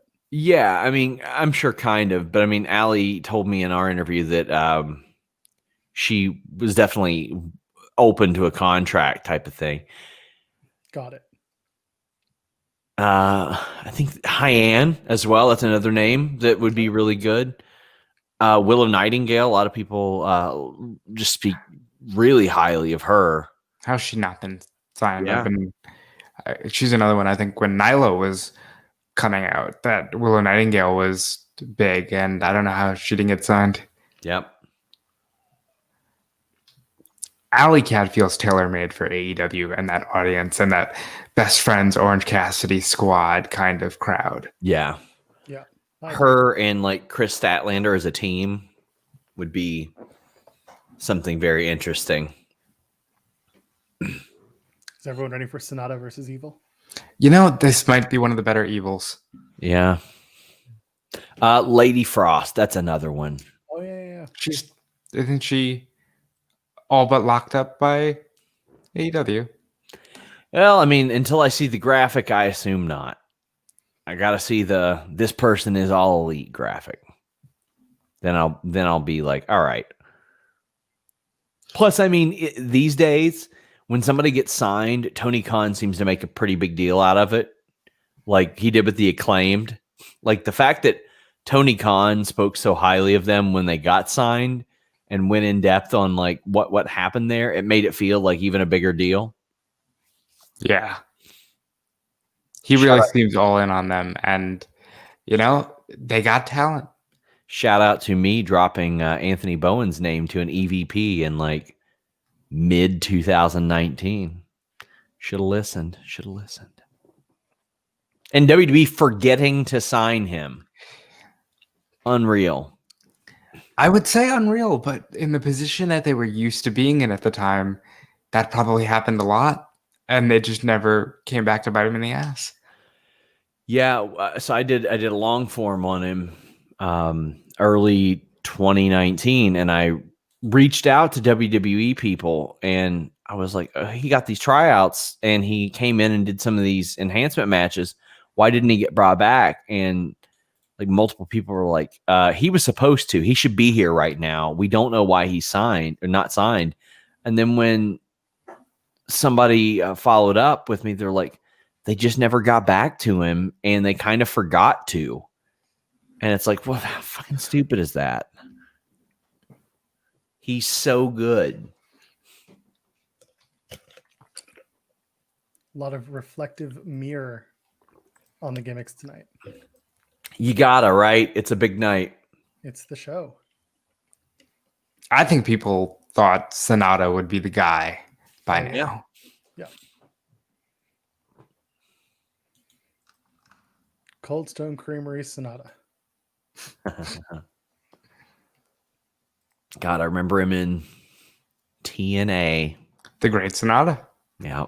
There's what are they called? The James Storm group with Mahabali Shera and God, was it the Revolution? I want to say it was the Revolution. He tried to kill Mickey James. That's what I remember. Yes. Rob Wilkins in the chat. The J stands for Japanese. I remember when he was teaming with Tigre Uno here and there. Impact has gone through phases, man. They sure have. They sure have. It is really wild to look back at TNA from 10 years ago, and it looks better from a production perspective than it does now. That shouldn't happen. Oh, they went completely in reverse order. I did think the Destination America stuff was good, but after Pop, they fell off completely for a while. Yeah, and the thing about Pop was, like, if you had DirecTV, it wasn't in HD for a long time. So you would get standard definition TNA wrestling. That's how you always watch TNAs in standard def. Oh, man.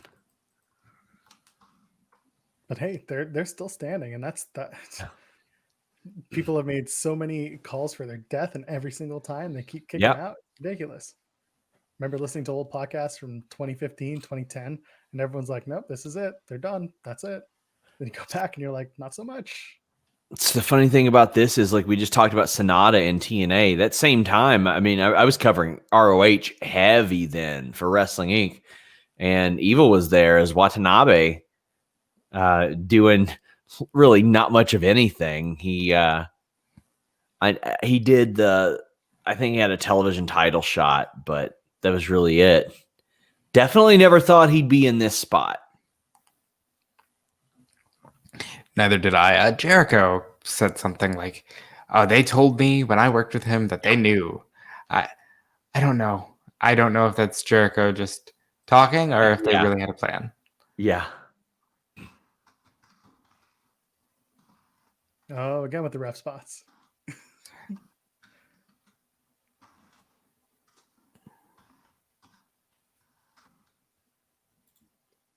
I hate this spot. I hate that he's taking so long. The match just started. Get yourself out of there. Like, got to get those polite applauses. I mean, if he's sitting there that long, you'd tuck your head and roll through. I hate that spot.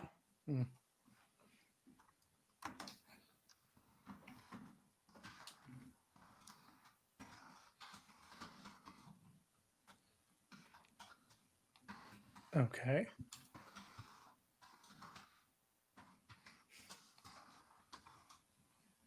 Not off to a good start, this one. Oh, my God. wow. The guardrail tonight. Wow. There is some concern over there. Can we talk about those shoes? Holy shit. Thank God Ricky Choshu and his baby weren't over there. They'll probably make the baby laugh.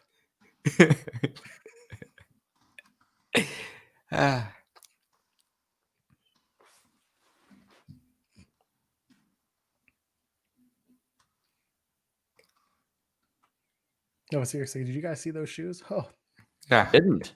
silver shoes and the silver suit. Come on, looks good. Oh, damn. That style in Japan, they're a different breed. They really are. I wanted to spend more time in Japan. Baseball. Yeah, that's on the bucket list of places to go. Oh, it's awesome. I wish I had been able to go to Tokyo, but from what I got to see, I enjoyed Japan. Skydome was on my bucket list venues to be at for years and years and years. I can't believe that they're considering any demolition there. I mean, it's a 30. Yeah, 89. Started in 89. Yeah. When I was a kid, that was the big, cool new stadium. Because you didn't have new stadiums every year in baseball. It wasn't like there would be one that popped up every year. And now there are usually more than one. But it was cool. It was the retractable roof. Also, the Blue Jays were really good. So I always loved Toronto. I played for a Blue Jays Little League team, and then wild, I ended up working for Jimmy Van. Only city I was ever like, yeah, I want to travel to was Toronto. And now, of course, I actually want to go places because I'm stuck in this office all day. I think the worst name change ever from Skydome, great cool name, to the Rogers Center. Still call it the Sky Dome, though. Most of Toronto does too, but at the same time, you pay for the name. Rogers has a stadium or something in almost every city at this point. Yeah. I've been told they're not even that good. Rogers? Yeah. There's only 2 major companies in town, 3 on the West Coast. So you're stuck with what you get. That's fair. It's everything is Rogers out there. My God. Either Rogers or Shaw. Tell us if you're on the West Coast. Shaw is making a play to join, but it's Jesus. Not What? What is the deal here? It's the same guy. What is going on?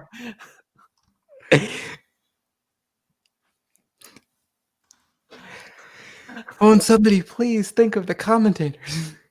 Oh my God. Who is that? I don't know. Oh, I love it. I love it. Do you guys remember when Jay White knocked over Jim Ross and Josh Barnett chased him through the match? That was one of the live on Access ones. And everybody thought it was like a work, and then afterwards everyone was like, no, that shit was not supposed to happen. Okay. All right then. You think Jay White wins? Tonight? Yeah, I do. I'm starting to turn on that feeling. I thought it was going to be Jay White winning tonight, but I'm starting to think that you put it on Ibushi, you keep it on him maybe through to the summer, and then Jay White steals it to get to the Dome as champion next year. He's young enough. But I think that if they wanted to get heat, brother, it'd be the one night thing. But is that what New Japan is now?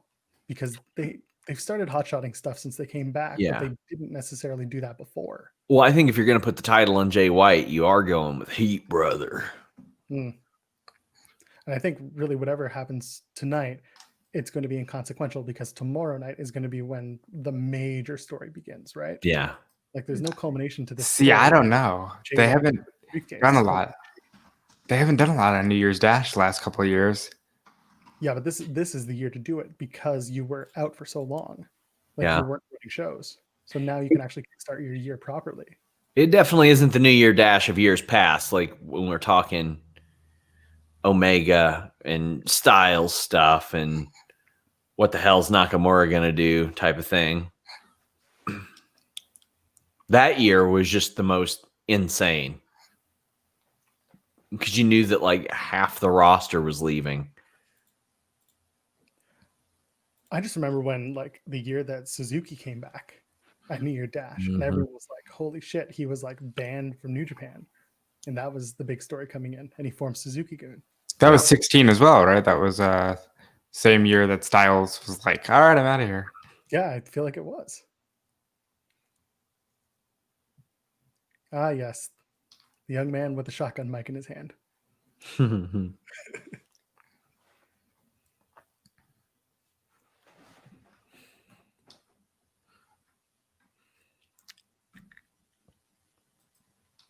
By the way, guys, I will be doing a Fightful Select review of Wrestle Kingdom sometime this week. I got to do, of course, the Q&A, got to do all kinds of stuff, got a few interviews set up. Things will be a little behind this week, but yeah. I'm very excited. I'm working on setting up my first interview for here. I'm so excited for that. Yes. It's going to be a good one too. Getting some of that content for I won't spoil it, but getting some good stuff that nobody else is probably going to have. Yes. I'm looking forward to that. God, those Japanese tables. They're so good because you know that they're hard to break. Yes. It looks like it hurts. Not as good as the round table that Matt Hardy gave Jeff the side effect through. But Yes. Oh, so My they're way up in the stands there, like up in the 500s. It looks. Yeah. So my favorite tables of all time are those 1995 through 1997 WWF tables that would have the drape over them and the two CRT monitors, one on each side. And then when you go through the middle of it, both of them fly in the air and land on the person that's going through the table. Those are my favorites. if I was to say best table bump in that setup, what would you say? What do you mean? Oh, in that setup, Yeah. it's hard to argue against the Brett one. Like that was a real good one. But I haven't been able to find it. I can't remember what it was. I think Ahmed like put somebody through one. D'Lo. It was D'Lo. Okay, that was a real good one. My favorite is Mick Foley taking the stair shot to the face and then jumping head first through the table. Yeah, that's fair. That's fair. And Joel, I'm with you on the ref spots all the time. Right. I don't know why they're just like, hey, ref, come help me out. That should be the exact opposite of what the referee is doing. I mean, this was not going to be able to follow the last match, but I had higher hopes than what this is doing. Oh yeah, this. Oh my god. I've just straight up not enjoyed this. Yeah, there's been a lot of just either reverse or weird like blown spots. Yeah. I had to go back up twice for that that neck breaker.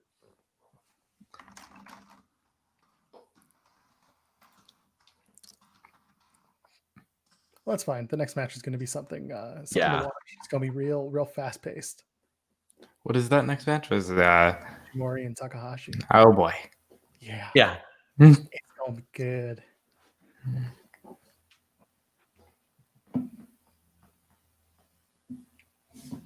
So it's like what? There's Ishimori and Takahashi, and then just Ibushi and Jay White, right? That's it. Wow. And it's already Really? 4:45 on the East Coast. Get me in bed by 5 or by 6:30, please. I'll be thrilled. Not that I don't want to sit here and enjoy some great wrestling. There are few things that I enjoy more than Wrestle Kingdom. But yeah, it's a week. It's a week. It's a week.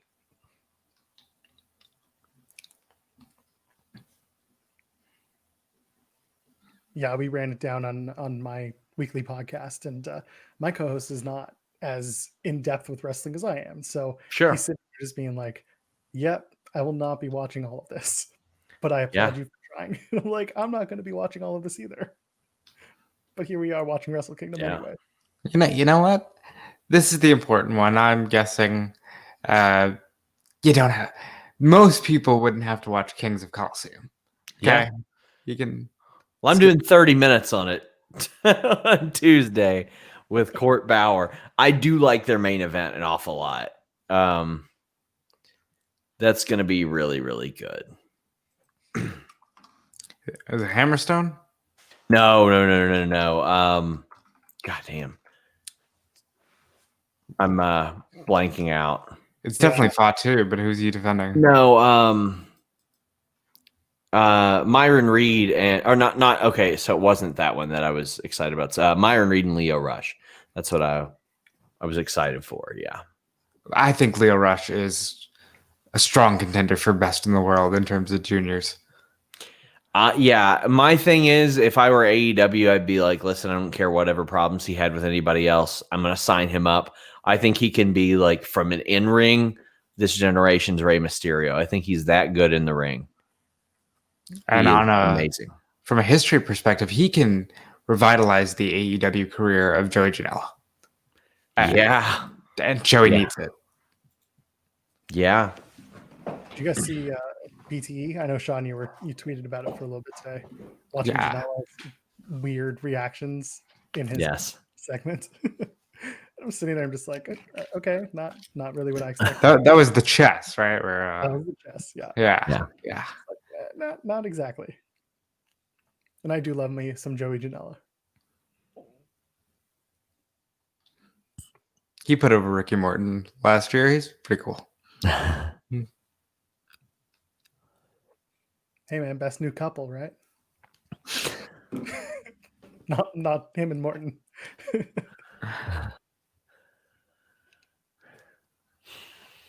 Evil and Sonata are dressed like they're teaming. Yeah. Because they're so used to it. Yeah.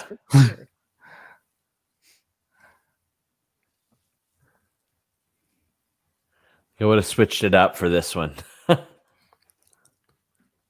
Somebody should be wearing white. If Evil's the dark side, Sonata should be in white. Yeah, I agree with that. I mean, yeah, that's the thing. Like, of course, they got their history together. They've won I think they've won 6 tag titles together between 6-man and the tag titles. But I would have went opposite for this show. It's too similar. Yeah. Woo! Love that good The end of the match belly comes to back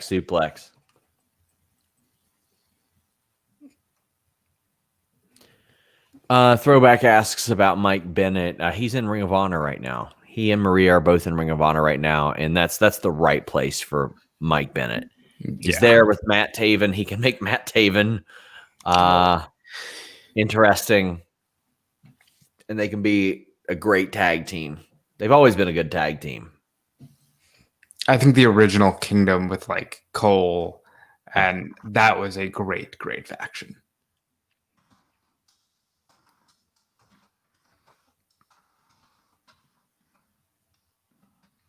ROH loves to do those single name stables. Like they always had like Kingdom. Decade, Foundation. Was it righteousness? Yeah, righteousness. They love doing it, man. House of Truth. Evil, wasn't it Evil? Or no, they were Scum. Yeah, Scum. Another ref spot. Hot diggity fuck. It's Dick to go. And if you want your dick to go, Yes. Wrong channel. Soon. Yes, nothing will make me happier than doing Blue Chew ad reads while we play video games. We're gonna hook you up with like quality gamer stuff. Exactly. That's the hope.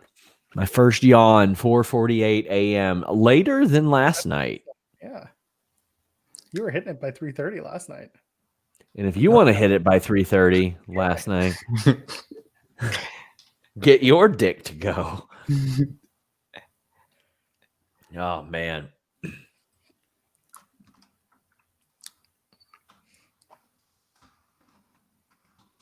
Everyone's got to do the magic killer now.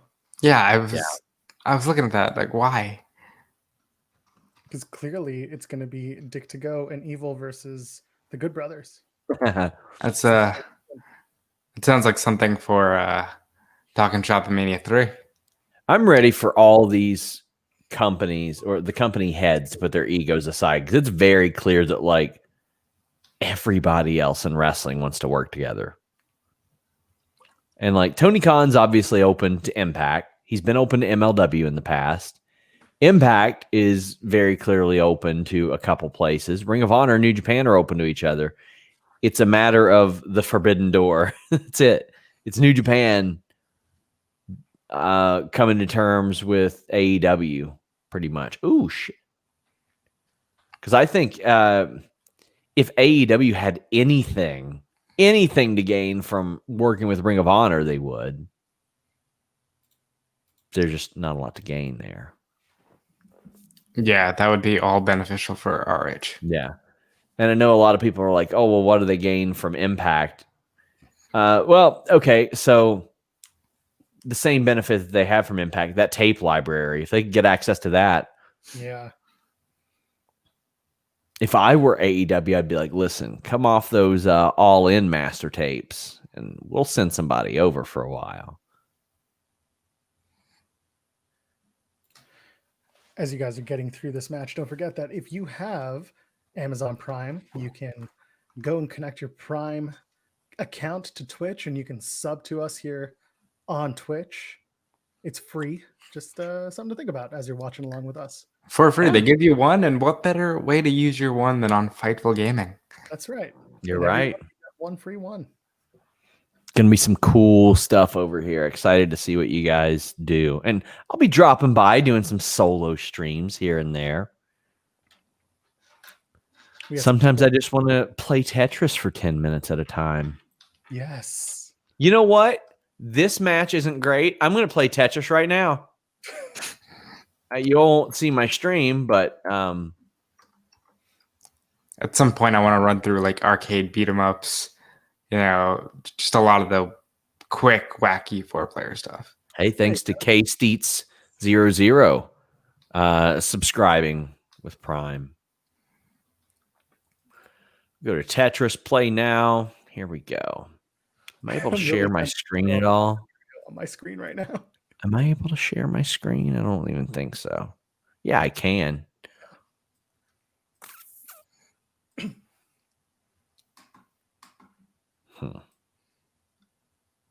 I just don't want to share the wrong screen in New Japan to come after me. That's probably a good thing. More ref Jesus stuff. Lord, Jesus what? Christ, man. Oh. Dick's choking out Sonata. It didn't work. What the fuck? Oh my, that was awful. How does he take such like comic bumps? That was terrible. Okay, that was, yeah. I love it. Oh my God, the audio here. It's ridiculous.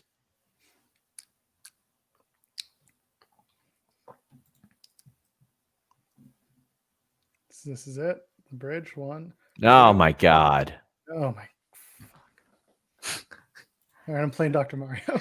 How do I turn off music on this bad boy? Can I play columns for free? Where's my messing? Oh, there we go. Oh, that sound is really annoying.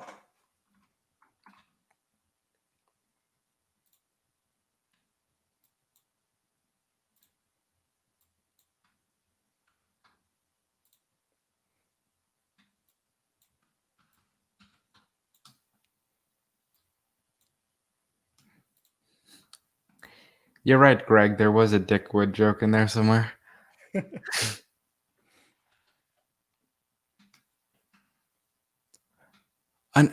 Another attempted ref spot.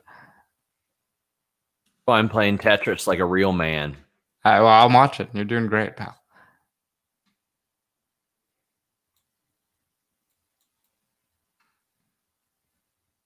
When men were men, played Tetris.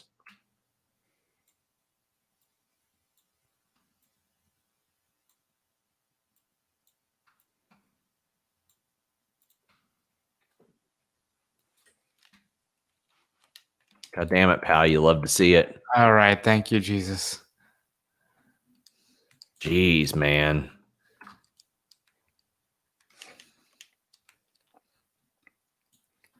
That was too much. For my money, it's the worst match across both nights so far. It wasn't good.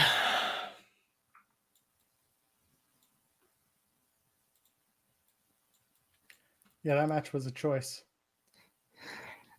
That table bump was a choice. Yes, it was.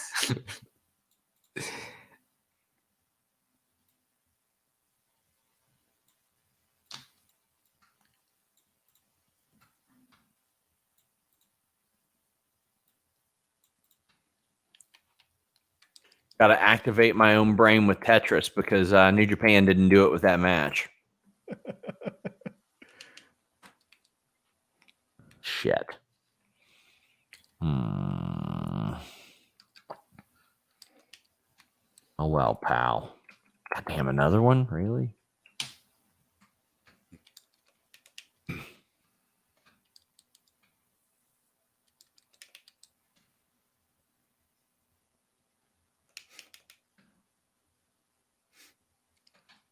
See, I am the game lord right here. Like, what more could you guys ask for, really?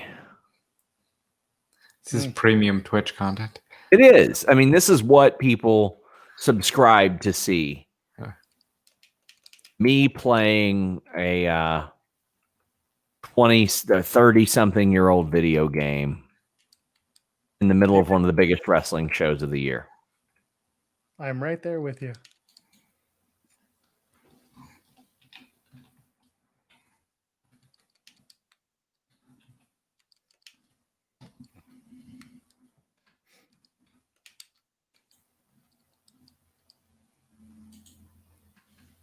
We're being told to light him up by Kevin Kelly. What exactly are we lighting up, Kevin? Is this the schedule announcement? Apparently. So it might actually be something to do there. Oh, I guess I actually have to do something. Oh, no, we're building towards the next match. Okay.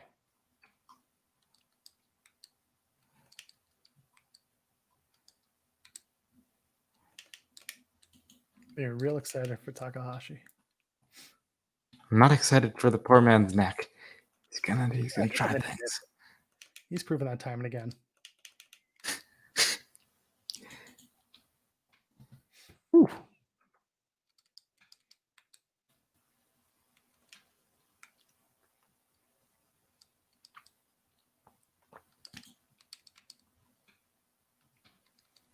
I could have played that one better.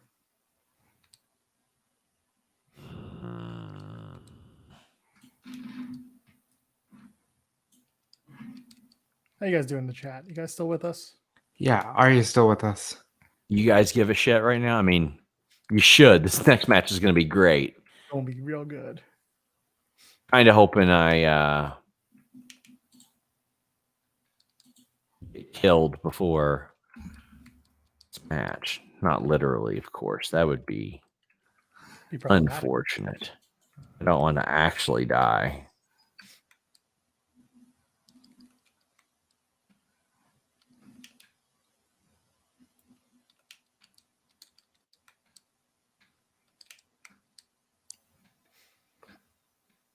Yeah, remember when Ishimori was in Impact? I do. Oh, What's yeah? that one?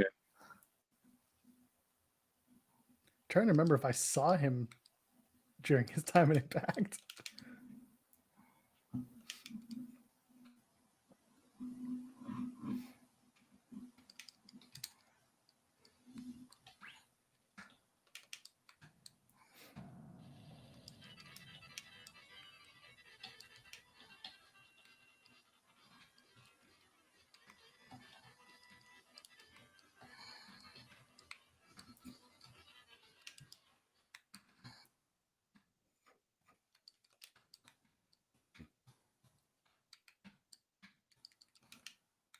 All right, here we go.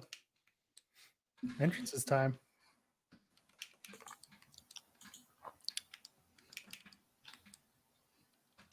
You all aren't able to hear my screen, are you? No. No. Okay, good.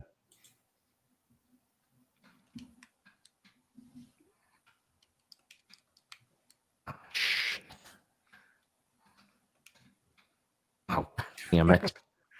J.K. Schwal saying that these two are going to do the Lord's work after that last match. Did not mean to do that. Fuck my life.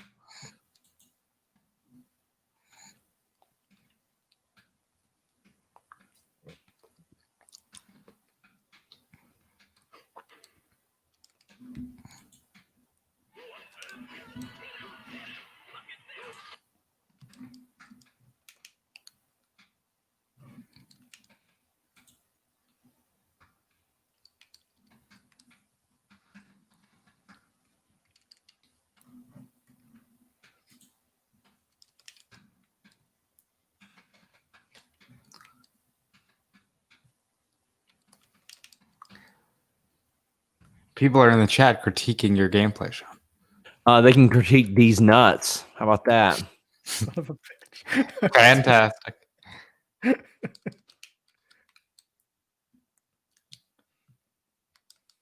Easy to critique when you're sitting there on your ass on the couch at home. You've never booked a Tetris game. Yeah, how's your Tetris game going, pal? Yeah, it's going all right. Not dead yet. Getting there. Gotta pay attention. Well, no, you're Dr. Mario. You're right now. You're an essential worker. Well played, friend. Well played.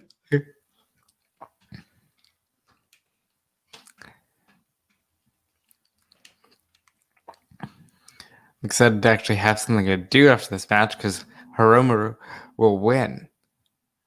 You don't know that. You don't know that. You're right, I don't, though. Spoilers, pal.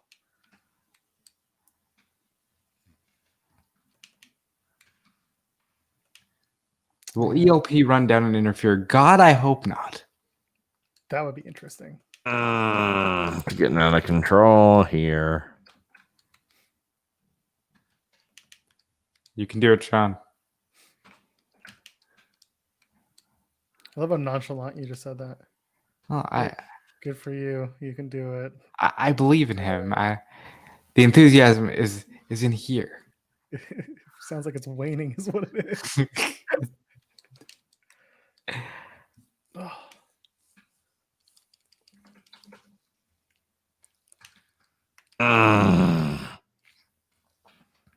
You all right there, bud?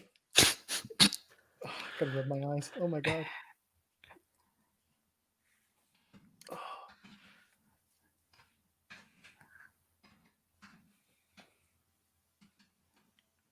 All right, here we go. Clutch daddy time. Fuck. You dead? So not yet. No, he's almost there though.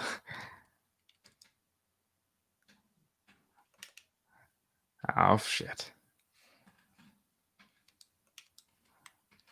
I think it's over, pal.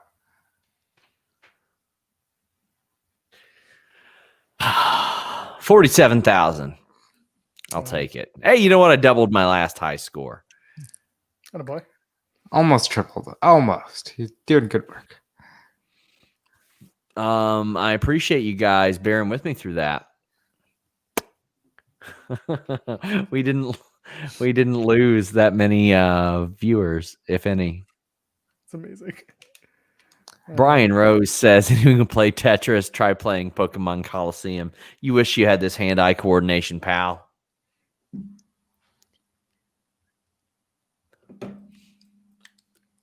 Anyone can play Tetris. Hey, look, it's the guy who kept getting his ass knocked over in the other match. Oh, he was the ring announcer. Good on him for coming back to work. Appreciate him.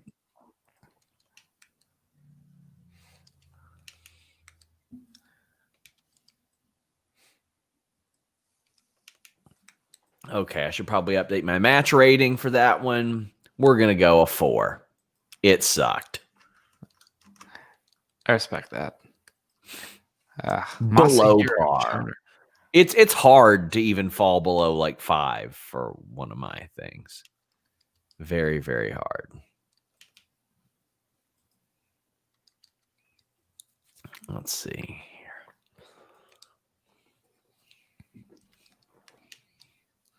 It's Red Shoes, Sean's favorite ref. God, he sucks, man. Get you over.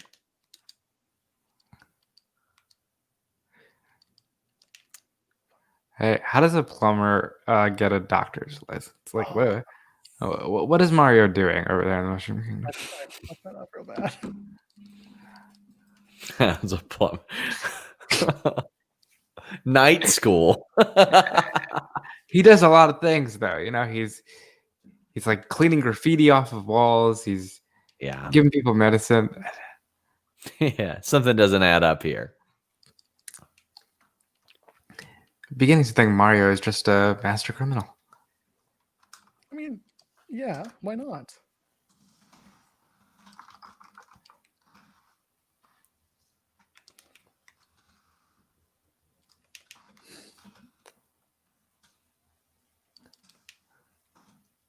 Brian, can't Okay. you see it's blue and yellow purple pills? Okay, they're going to need to be uppers after that last match. Yeah. We'll get there. Oh, forgot which way to go.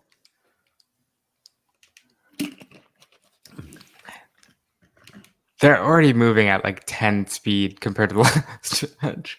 Oh yeah. We needed this.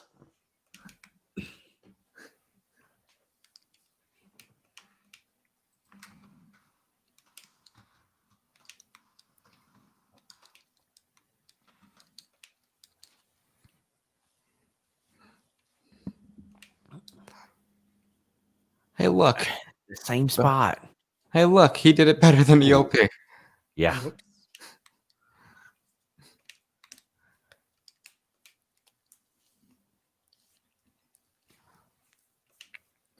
Just yelling, just dropping F bombs casually.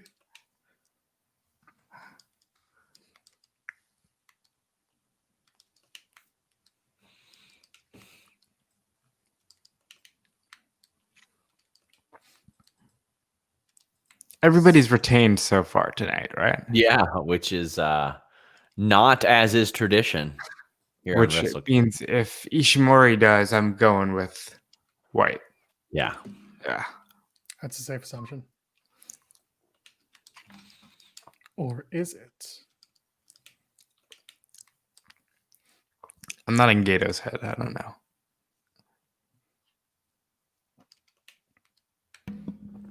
Yeah, I got to be honest. This show has been total ass except for Takagi and Cobb. I agree with that Yeah. assessment. Been Last night was much better. really shitty matches besides Takagi and Cobb. What the hell was that? What the? Oh, no. It's like when you're That playing. wasn't gonna work. It's like when you're playing a video game with your buddy. You're like, just stand there. I got a cool spot I want to try, and nope, whiffed. Well, if you're My going to call God. it playing video games, you may as well just say it out loud.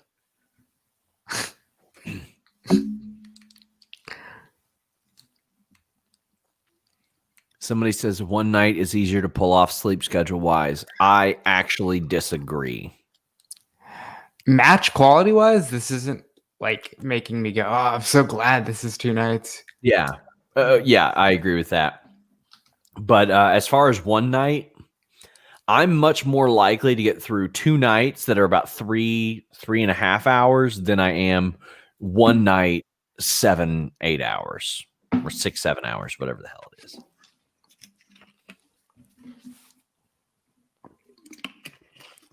So you've switched from the monster to the Powerade. How's that helping you?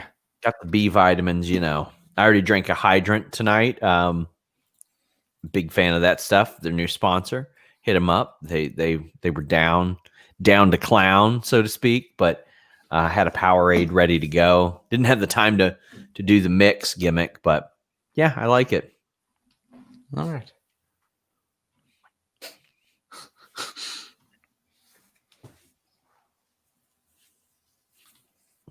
What's the drink of choice over there for you guys at this hour? Still going. Oh man, I had a Pepsi. It's empty at the moment. man, It's, I love a good Pepsi in a can. I probably love too much Pepsi. Dude, I've got the same problem. I feel like Yeah, it's not the healthiest, but you know what? Yeah, Here we are. huge advocate of wrestling in a mouth guard. It seems logical. Yeah, I always liked it. I mean, and I'm surprised more people don't do it, especially in Japan.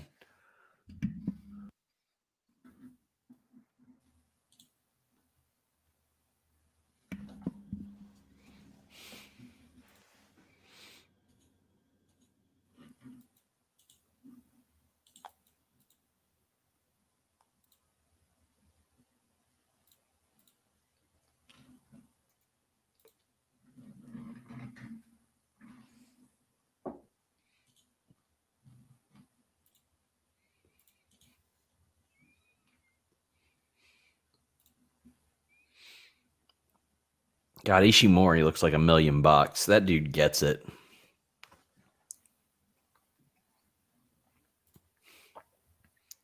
If he were like 6 feet tall, he'd be the biggest thing in New Japan. Or like 6'1", 6'2". He'd be huge. Everything he does looks good.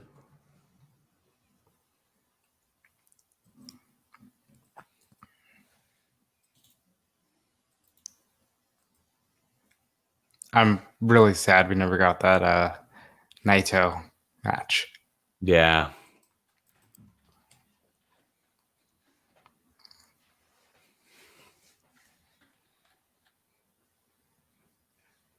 Shout out to me for using the Prime Gaming sub on this channel. God. Jesus. Joel, you're gonna Putting yourself over. you're gonna force You yourself. You even posted a comment and then put haha. I don't know, underneath. man. That is big Don Callis energy right there. Yeah, it is. Not He's going to feeling hold a 1-hour media call in that room. Let me tell you, there have been fewer times that I've been more upset to have participated in a media call. I'll tell you what, the only times I've been upset that I participated in a media call were Impact related ones. Because a lot of their people lean into the character an awful lot, and I am not there to be a character on their fucking show. I'm there to get answers for articles that we're doing for our audience, and it's impossible to get any when they do that. You don't want to hear about the golden screw job again, Sean. That's right. Yeah. I do want to hear about Robert making sure he clicks the wrestling tab whenever he writes an article about Nick Aldis passing the 800 days, though. He should. He really should. It's okay. That's why I get paid the mediocre bucks. Yeah. Well, you got paid? Oh, beautiful sliding German. There it is. Am I ahead of you all again? No, no. No. Good. You hit it right as they were getting it. Just for reference, what tab did he hit? What do you mean? Did I hit any tab on that one, or just Just the top one. You didn't hit the wrestling on there. Ooh, filthy. Oh, wonderful. God damn, he's so good. There is the broken hand. Remember, broken hand.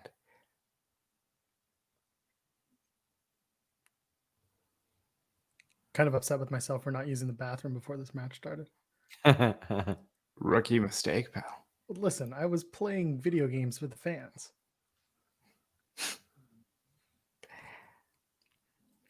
For the people. For the people, because you do care about this industry, don't you? This business, as Jeremy says. Yeah, I'm going to keep using for the fans in this channel because, I'm different. Oh, God.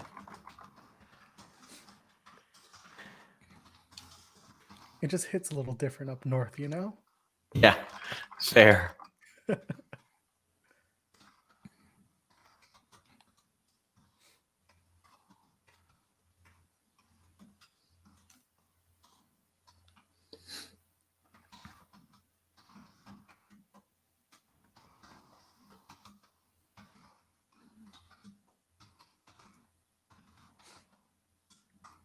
Oof.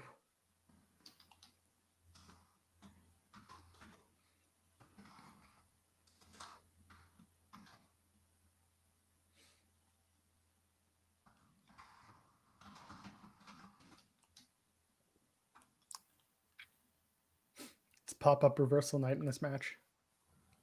I like a good pop-up reversal. I ain't complaining yet. Will they overdo it? That's the question. Doing it in that, setup was fine.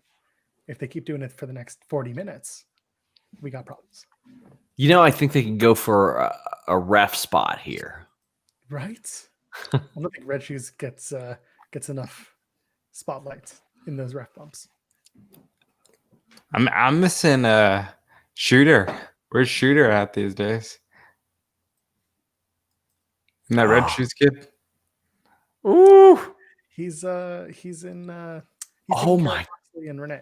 God, a wheelbarrow flatliner. I love it.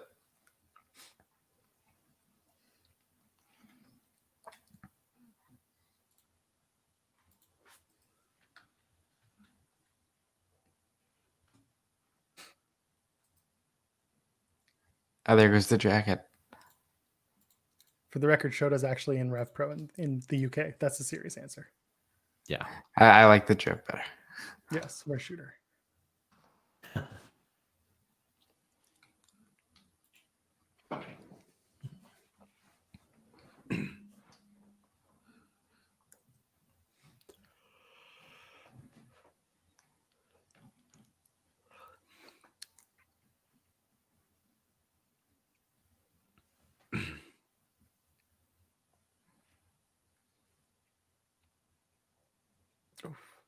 One day Moxley's going to do a match in oh my God, in New Japan, and Shota is going to show up.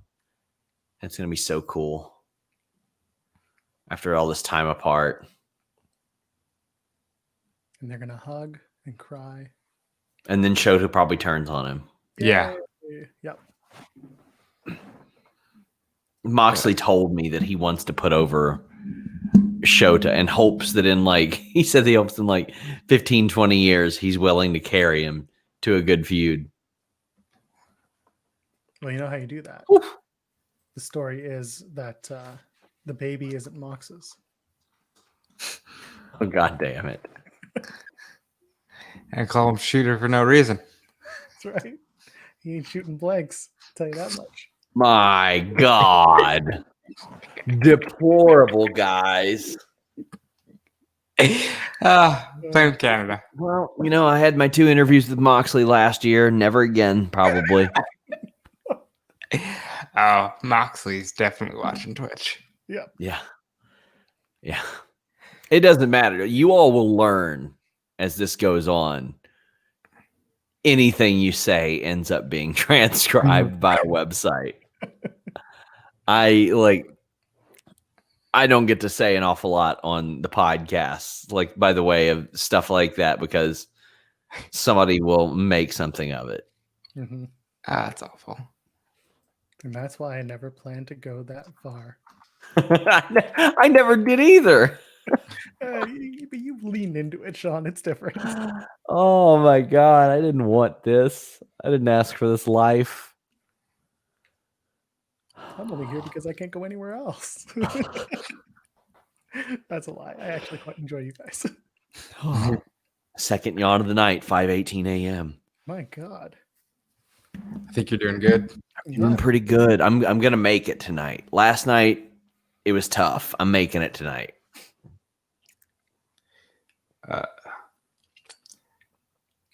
Mega Vega. 20 years from now, Mox Jr. versus Cody Jr. Well, if you're talking about the two, right now we don't know what Yeah. what kid Cody and Randy are having. I think Renee and Mox are having a girl. Also, In that's 20 awful young to have a featured match. They'll be presumably 19 years old in 20 years, based on the way things are going. So, yeah, I wouldn't count on it. Maybe 25, 26. First of all, in 20 years, who knows where wrestling will be? Who knows what gender will be? Who knows? Good God. Jesus Christ. It's a different conversation. Very different. It's 5:30. I don't know any better.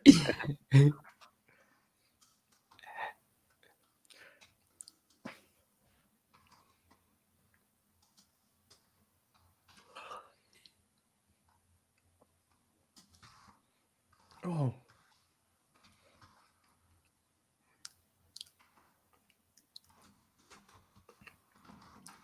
Takahashi can easily win best gear for me.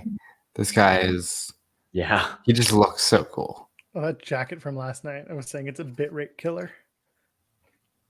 Yes. Watch him walk out and just your screen goes all pixelated and gross. I've always loved the not just the aesthetic that I've mentioned with the ring mat and all that, but like there's almost like a smoky haze over the camera work and stuff. It's like welcoming and charming. And WWE, everything is so sharp, and it's like cut. Oh, that was killing me tonight. It's so bad. Yep. It's so bad. I've literally, gosh, probably a half a dozen people that I know. They'll be like, "Hey, I'm watching wrestling for the first time in forever. What's with the cameras?" And I'm like, "Thank God, it's not just me being nitpicky and a wrestling fan. Like people see it." Yeah. Oh, it's obvious. That's good to know, though. When you're in the bubble, you don't know. Yeah, exactly. I like on my side, I have like a heightened sense of it just because I went to school for production. Yeah. So everything I think about is like camera work and audio production, things like that. So I'm sitting there just being like, nope, getting seasick just watching it. I can't. Yep. Like normally on a 3-monitor setup, I have Raw or SmackDown, whatever WWE stuff on this monitor, which is my furthest one. And then whatever chat stuff I'm doing on this one. And that's my main. Tonight, though, I've got New Japan on the main monitor because it's not as sickening. Yeah. It's not as obnoxious. Like, Yeah. It's tasteful. ROH has done a really, really good job with that of late too. They've got some good camera stuff. It felt like for a long time Impact was trying to be WWE with that, and with Josh Matthews calling moves like, "Oh, it's like, okay, man, we get it. You know how to do their style." yeah, but that's what he was trained in. They didn't lean heavily into that until he was gone. Like the O's and oohs, that became a bullet point thing on a lot of reference sheets for announcers, like around the time that he left. So I mean, that wasn't necessarily ingrained in him the way that it is now, or the way that it was a few years ago. They've even leaned out of that the last year or so. It still happens, but they've gotten away from it a little bit. I just don't understand it, man. Like some of this stuff is just it's so common sense. Like, why wouldn't they just make the cameras simpler and have more natural commentary and promos? Because we're not natural. We're making movies, pal. Yeah, evidently. More I mean, I hate that in movies too. When I hear somebody talk a certain way and I'm like, humans don't do that. Never in my life have I had a conversation with somebody and when they're talking to me, they go, "You see?" That has never happened to me, ever. I'm like, yeah, motherfucker, I do see. I've got eyes. Why are you telling me this? But like all these WWE promos do it.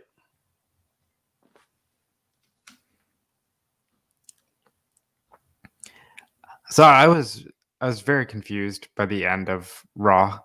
I don't know if I missed a promo where Drew McIntyre was like, "I don't like legends." You didn't. You didn't. I put on Twitter that it was Bill Goldberg picking a fight with his own imagination.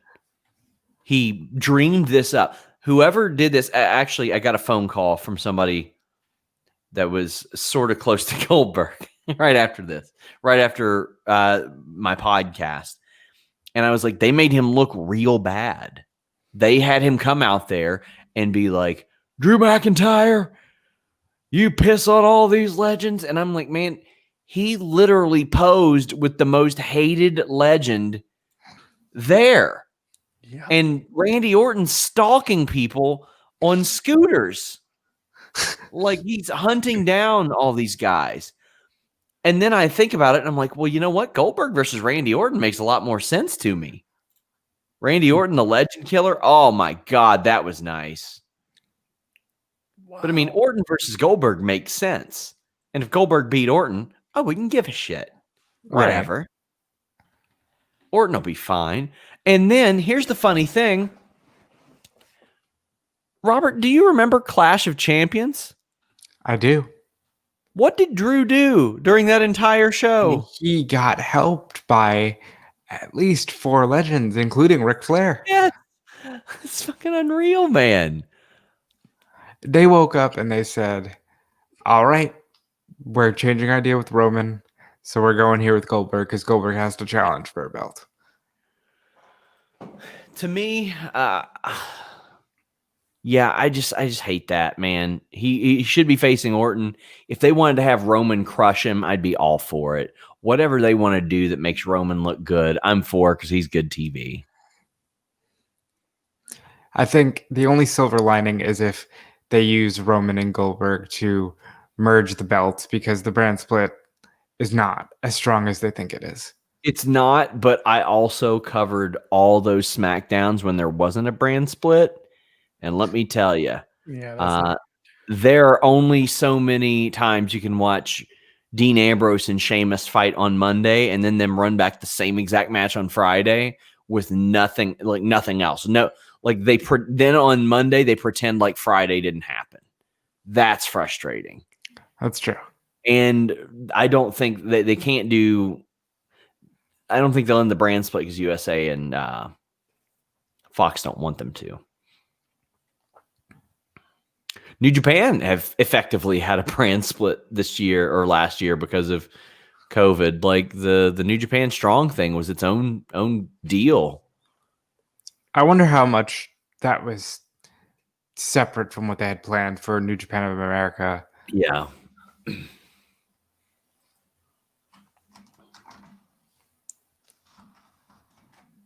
These two guys have just some of the best offense in wrestling. they did it again. Delivery, selling, just execution. It all looks so good. Hey, where's the padding? Is that is that like a Yano thing? They every match has had someone take it off. You don't have replacements. I mean, No, they have to have replaced it. I could have sworn they did. Interesting. My hope is they're all off for the main event. Mox is not coming out for the main event. It's not happening.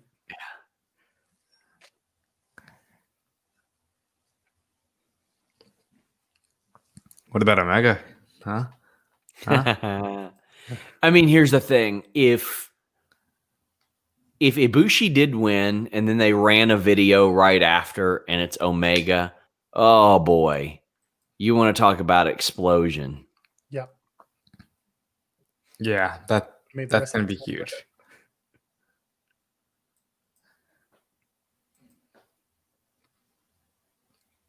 And I mean, if I were these wrestling companies, I'd be jumping all over this shit right now because right now is the time for people to work together. And I mean, this is the best opportunity for wrestling companies to emerge that there's been in 2 decades. I would say that right now there's a better chance than when TNA brought in Hogan and Bischoff. Oh, that was amazing.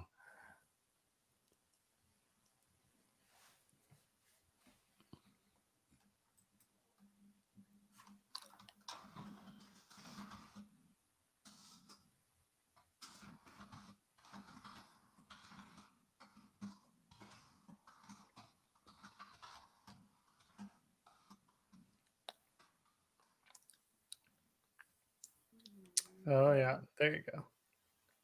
Oh.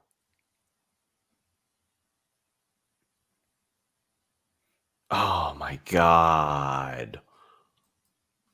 What a move.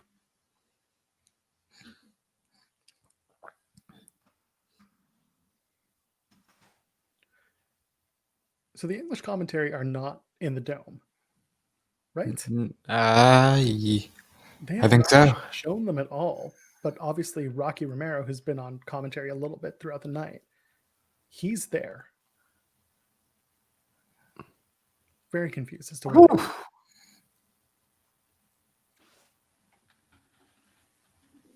Wow. All right. There you go.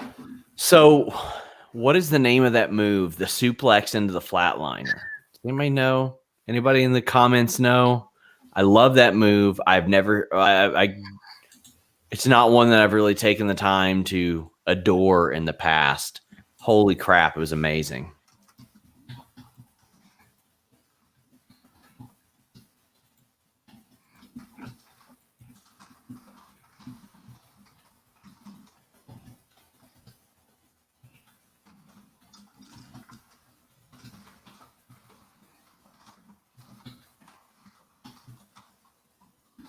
That was a really good match after a really shitty match. Credit to them. Kevin Kelly said, Caden said Kevin Kelly Yeah, was there. I remember that. It is not the bitter end. The bitter end is a completely different move. It's a pump handle into a flatliner. This was a suplex into a flatliner. Charlton called it a corkscrew victory royal. Okay. The Victory Royale. Okay, yeah, that's what it is. I just went back and watched that. Yeah. Oh, it was amazing. I love that move. I mean, that looked a little bit different than the way that he's done it in the past. Because usually he'll take them up and he'll drop them face first. But this one, he spun it around. And it ended up in like a flatliner. So I'm guessing we'll be done in about an hour. It'll end by 6:30. Same as last night. Praise the Lord. Time for a refill. Yeah, I'm waiting until we go to the next thing before I get up. I doubt they're going to start a new feud out of this.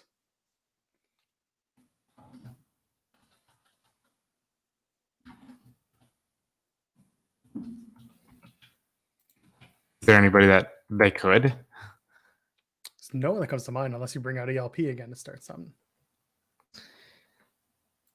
At that point, if you have to run it back that quickly, just merge the belts. I'm very into merging these days.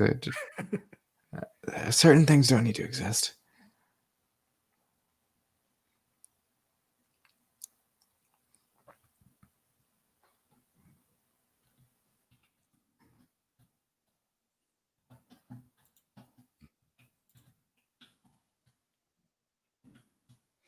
Yeah, that was one hell of a match. Really enjoyed that. Damn fine match. It's a damn fine time with all of you beautiful people. Yes. Thank you for joining us and having fun with us. It's been a good night. Yes, One more- subscribe. That's right. Don't forget to follow us and subscribe to the channels. Come on, we got so much going on. So many things here and on YouTube. We're all over the place. At some point, this stream is just going to be me playing Super Punch Out. It's going to be really great. I love how everyone staked their claim to pieces of the Twitch channel. Well, I'm going to try to make the gaming thing my thing just because I like video games. For sure. You know. I didn't get into this to cover wrestling, guys. I got into this for free codes for video games.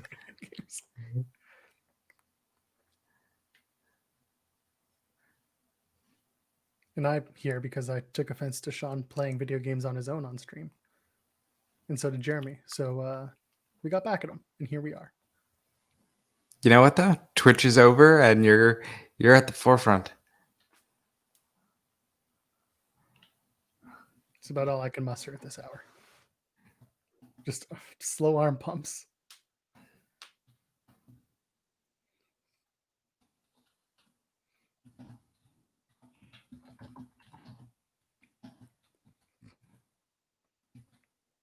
Okay. I am going to also come right back. All right. Unless they're about to do something cool.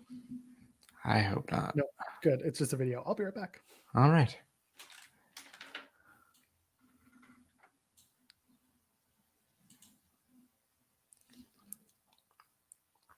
So are you guys excited for Kota Ibushi to potentially already lose what he's fought for so hard?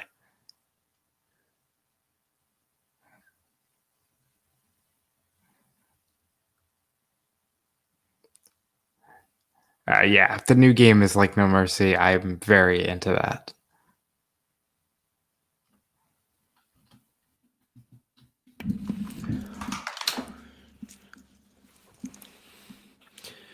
All right. Make sure you guys stay tuned to FightfulSelect.com. I have some highly anticipated OVW scoops tomorrow.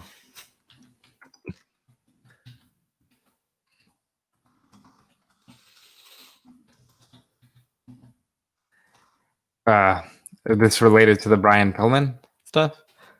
No. Oh.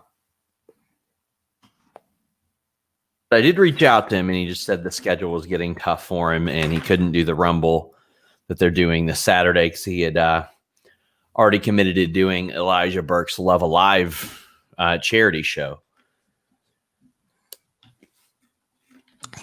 I like Elijah Burke. I think he's a little underrated. He's a great dude. Love that guy.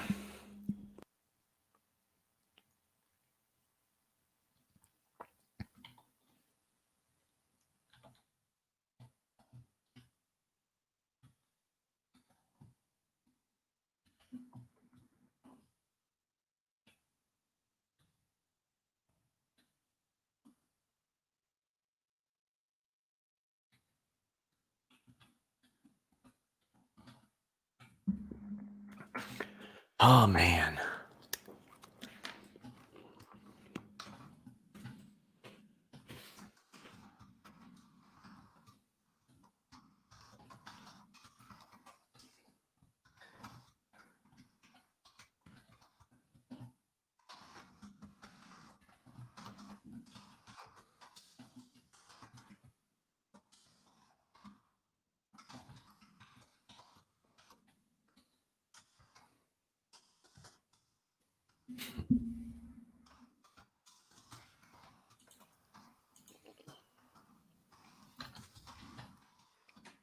Oh, just in time. Indeed.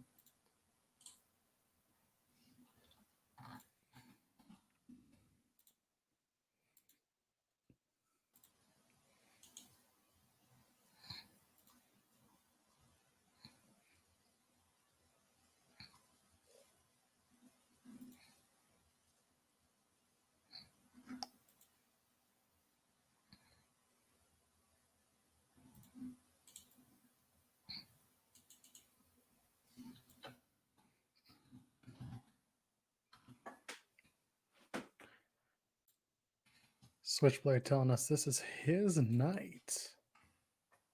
Did you know that he got into wrestling because he saw The Miz win at WrestleMania? So you can thank The Miz for Jay White. Did he do it because he's like, well, I got to stop this shit as soon as possible? Maybe. It certainly ended up that way.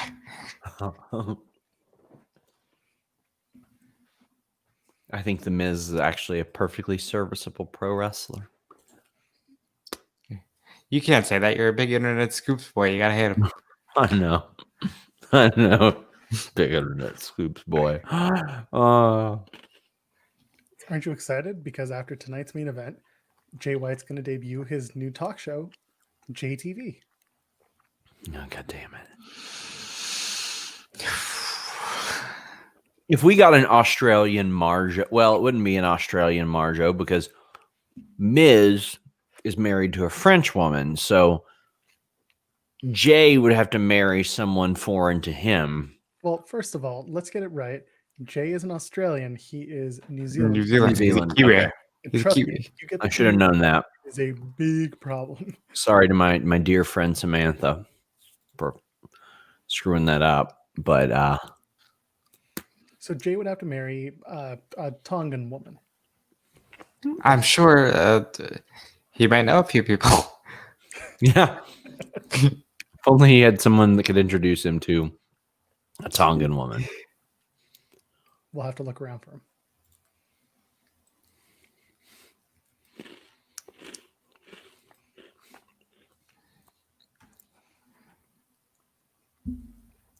Hope we see a Paradise Lock in this match. Good old kick to the ass. That's what I'm here for.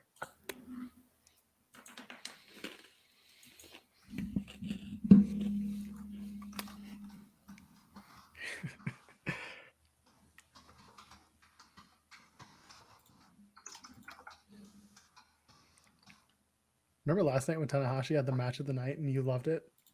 God damn. I appreciate you guys hanging with us because I promise if we do watch-alongs here in the future, it will be much more exciting than this. Yeah, because they won't be at 5 a.m. Promise. Exactly. We'll be much more for it. Nuh-uh, we're going to start covering Qatar Pro Wrestling. Well, they got some big, heavy hitters over there. They leak their info to Brad Shepard. They feed it to him. Legitimately. The big scoops boy. I thought he was out of wrestling and now just covering like super right wing. Don't worry, he's out of wrestling again after tonight. after Mustafa Ali lobotomized him. I missed that. How does one? Oh, did I miss that? Go to Mustafa Ali's Twitter. Oh no, he's been having a good time messing with people. Yeah. Well, I gotta say, I respect it. I take the same approach. I don't mess with somebody unless they mess with me on there. He does the same thing.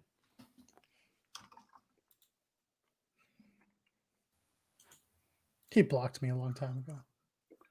You do. Ali or Oh no, Brad.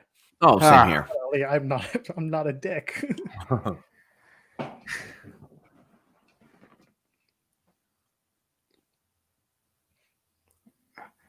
Oh. Oh no. Yeah, it's pretty good, right? Yeah. Jesus.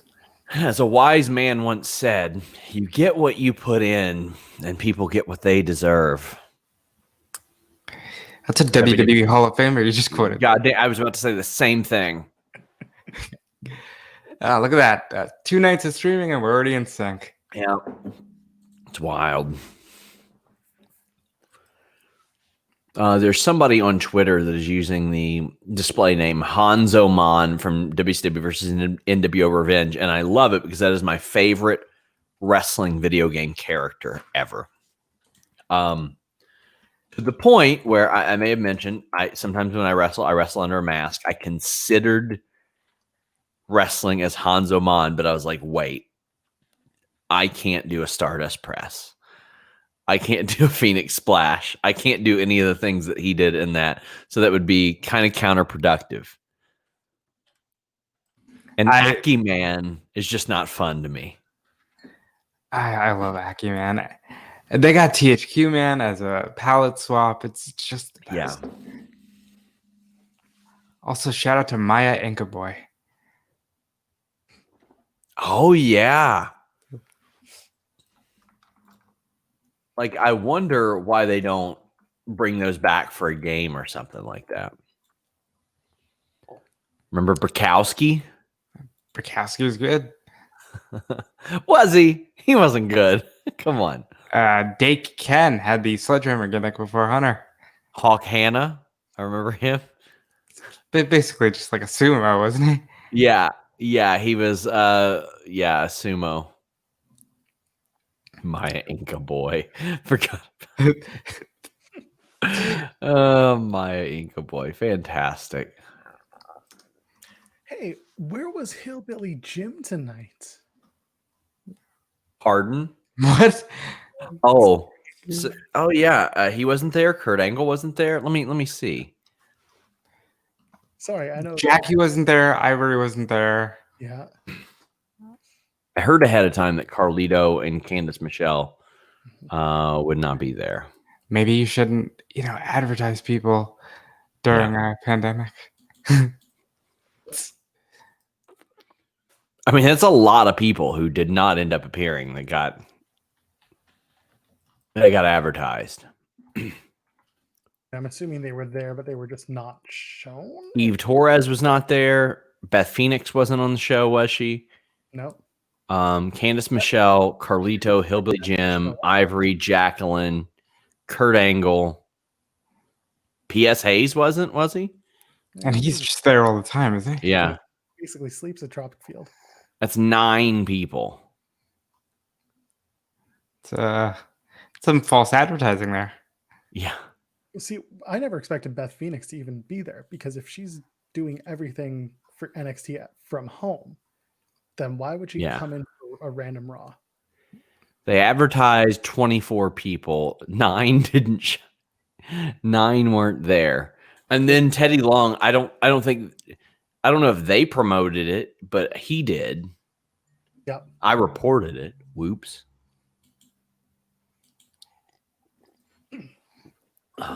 Here we go. People too.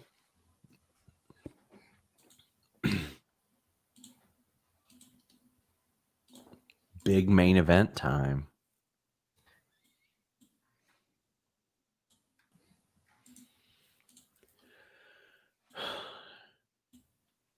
Jay White looking lean. Yeah, I was gonna Looks say. great. What's the consensus on his beard? How do we feel about Jay's beard? I don't want to see him without it now. I think it adds to the evil persona. He looked too babyface before, like literal babyface, not like wrestling. Mm-hmm.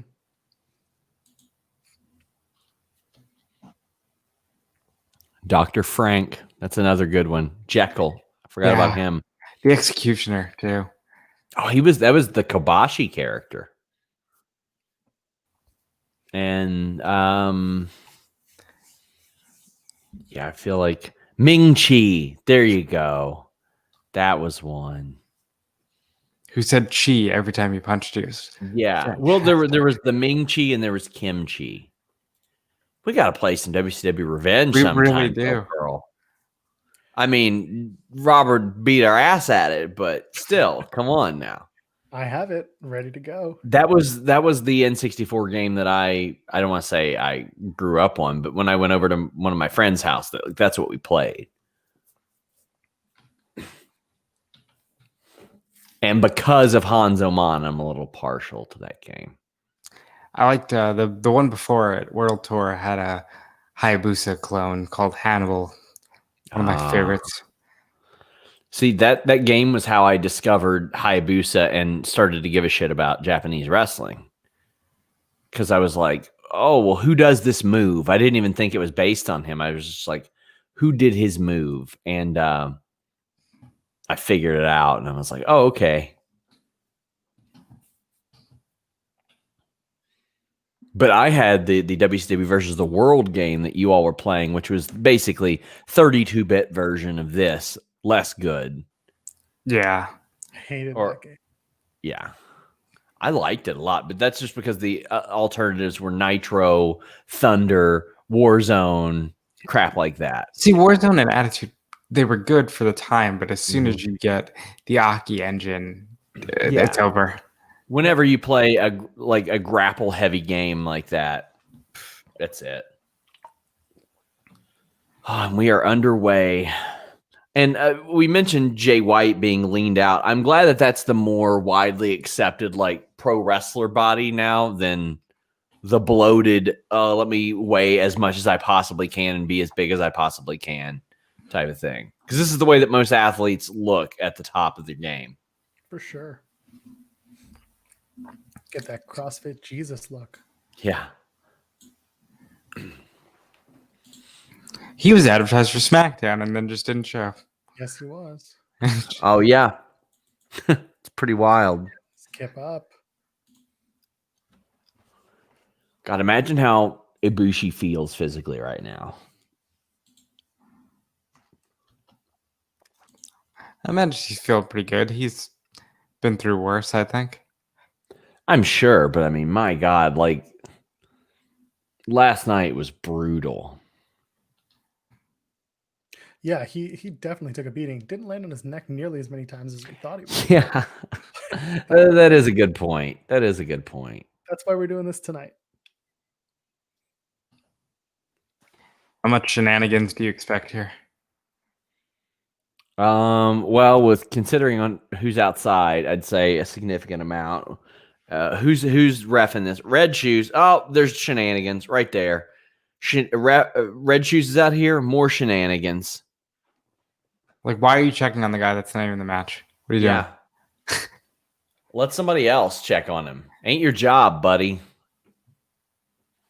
It's because Jay White told him before the match, no funny business. His son's gonna get him for that one day.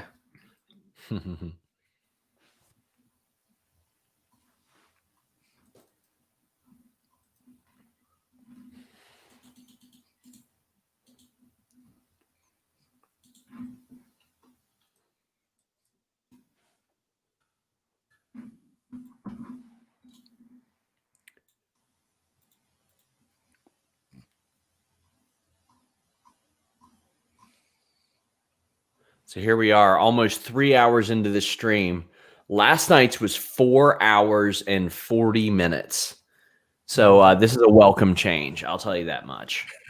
Oh, okay. Well, there he is on his neck. Number one. He's keeping count for us. That was rough. That was a tough one.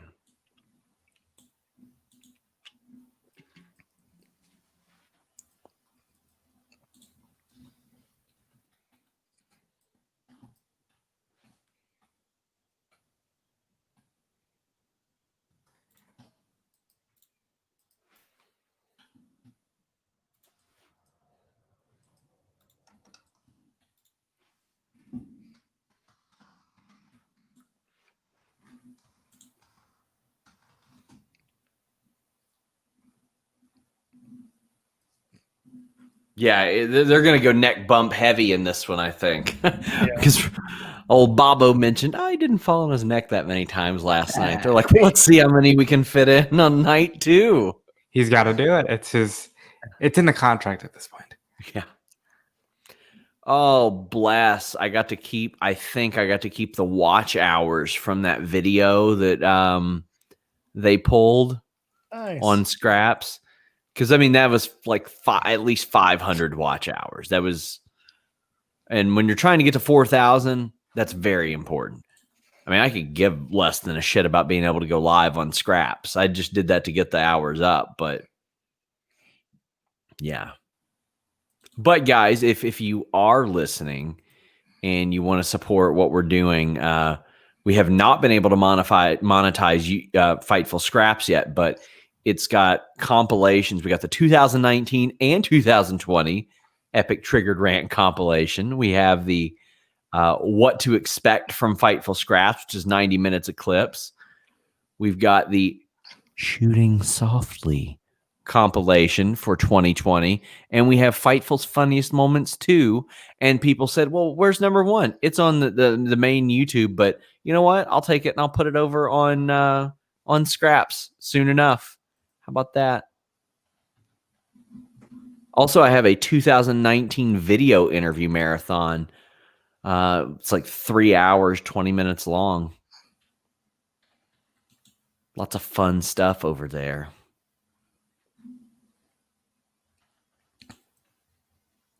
Eventually, I'm probably going to have to hire somebody to go back through like 2017, 18, 19 interviews and cut them up and put them on there. But right now we're on a shoestring budget. We're trying to launch this pet project over here on Twitch.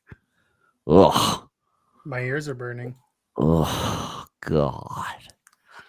You won't be saying that in a few months when you're getting that Twitch money. I mean, it's already a profit. I mean, it's already profitable. Like as of tonight, well, depending on what Jeremy has expensed, it is already a profitable venture, which... Well, there was that DLC last weekend. Well, I heard him mention Ron Patel, and I was like, shit, Ron will do it. Ron will buy that for him.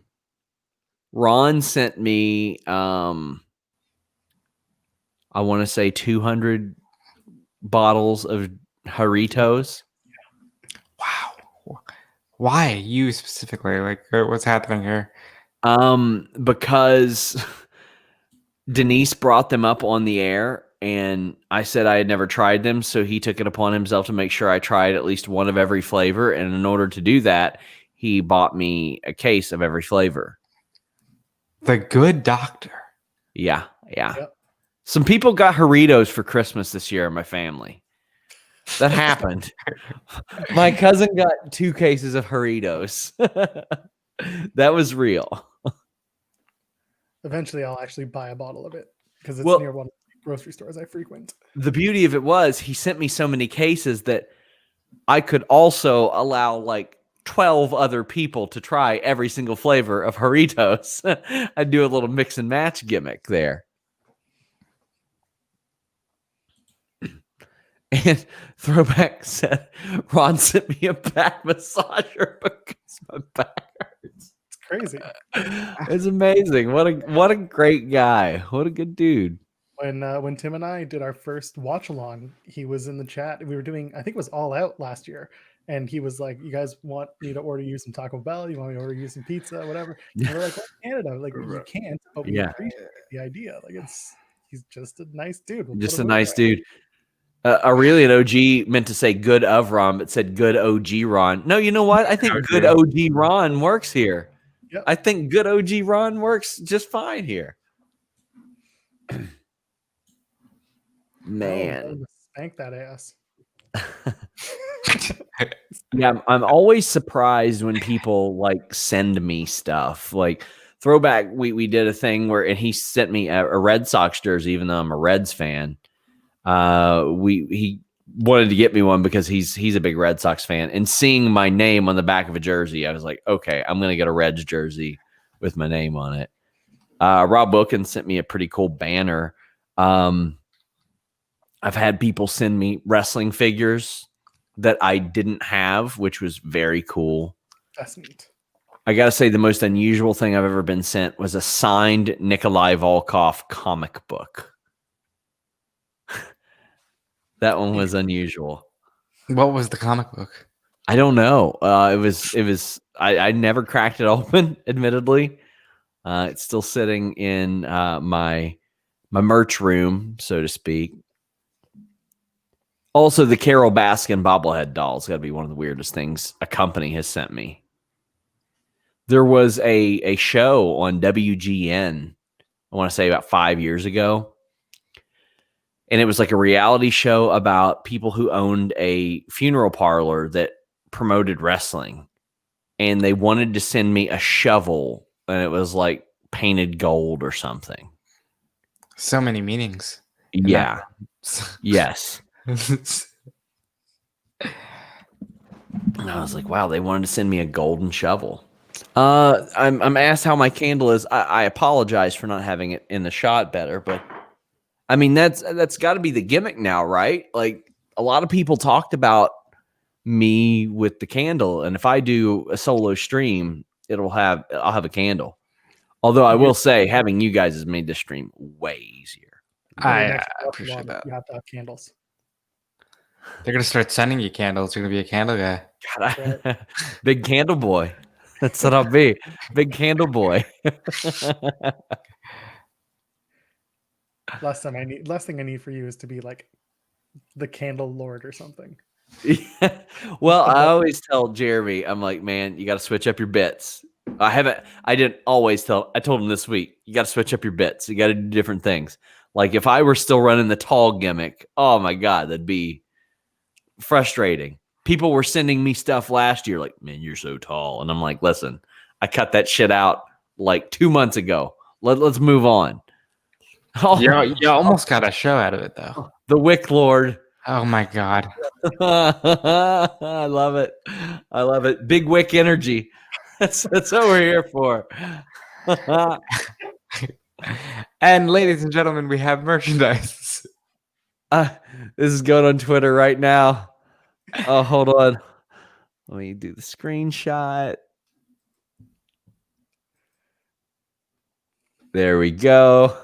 Big Wick Energy. That is going out to about soon. It'll be 60,000. Look at you. Look at you.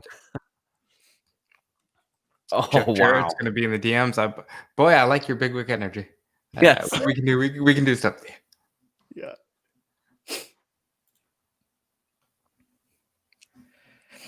I had Jeremy getting upset with me yesterday, or not yesterday, a few days ago, just being like, how many followers do you have on Twitter? And I just sat there and I'm like, he's like, you have to have 1,000. I'm like, no, half that, man. I'm very careful with how I market myself on Twitter. Really? Yeah. I mean, listen, followers are nice, but I'm not like looking for more people to follow me. But Understandable. I welcome it, but like, Yeah. I have my brand the way I do it. I used to, and then when I stopped is when I started to get a lot of followers. Yeah, I'm at like 750, and it's still wild to me that the other day I tweeted that I was watching Space Jam, and that Lola Bunny was probably the inspiration for all furries, and that got a lot, like over a dozen people looking at that, and I'm like, oh boy, okay, I should watch what I tweet. Yeah, you never know. Oh, dude, I posted that Rovert tweet, and that was the thing. You never know what'll blow up. Yeah. He unblocked me for all the 5 minutes for that, though, so that was fun. Let's see. Yeah.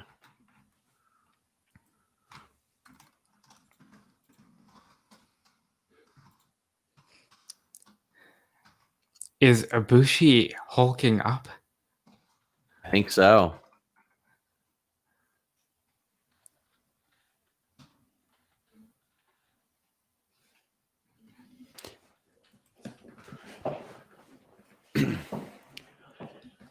Oh yeah. Once that first Shuriken Rana hits for Ibushi, we're about to get into the shit.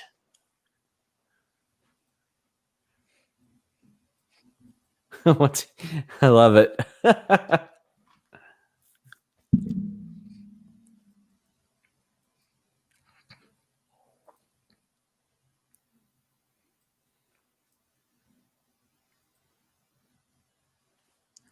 Wait, is Cheeky Jack here for our accents or other accents? Ours. Candle. Good friend Jack over here. But yeah, she's probably for mine and Robert. She's a wonderful Canadian woman. Ah, good. Yeah. Hey. Y'all. Hey, y'all.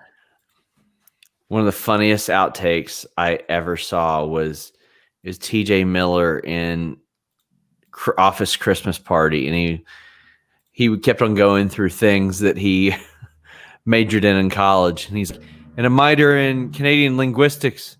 Hey.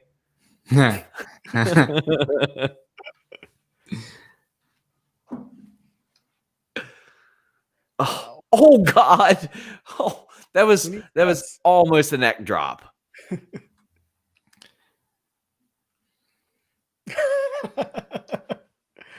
Jay White with the F this.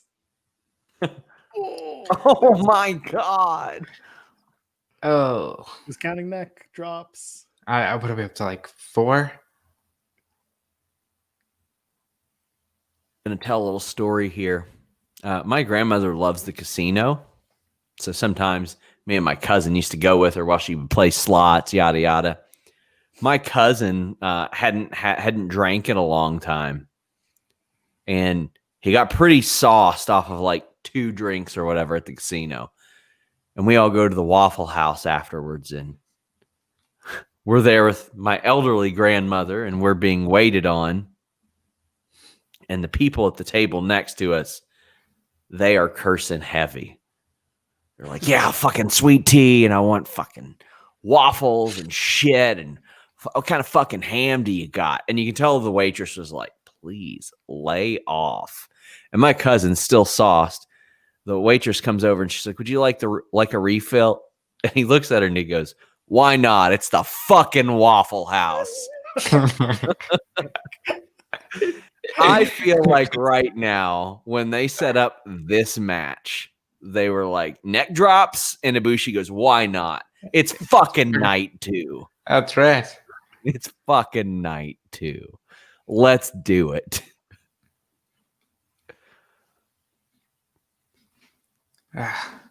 Go for some breakfast food right about now. Oh, it'd be great, right? That's a meme. That close up on Ibushi's face. For sure. I feel bad for the guards, like the security, just sitting along the floor and the railings. Yeah. Why isn't somebody's finisher stealing their opponent's finisher? That should be somebody's finisher. Well, that was a thing throughout like 90% of the Attitude Era, and it just got played out. It should be stealing somebody's finisher, which means that like somebody would have to shoot fireworks out of their wiener at Ibushi or something off the top of a car. Like that's his finish at this point. Here we go. Oh, oh, good God, man. Good Lord. Is that number 1 for Jay? It's a big number 1. Yeah. I love how their replays are so like random. There's no transition. There's no stinger. It's just like, here's a replay of something you just saw. Deal with it. Oh, you're not here. It works for me. You're not here for aesthetic. You're here for the action. Yeah. Oh, for sure. No, I get it. I'm just like, wait a minute. I just saw this. Oh, right. It's a replay. It's not a glitch in the Matrix. God damn, Ibushi is so good. He's the golden star. Oh, missed the V trigger. When is that switchblade towel going to come into play? What is it now? Switchblade, not the towel, but the yeah. You see in the back corner? Mm-hmm. Yeah, that'll come into play, I think, at one point. You gotta get a ref bump first. Sambo suplex.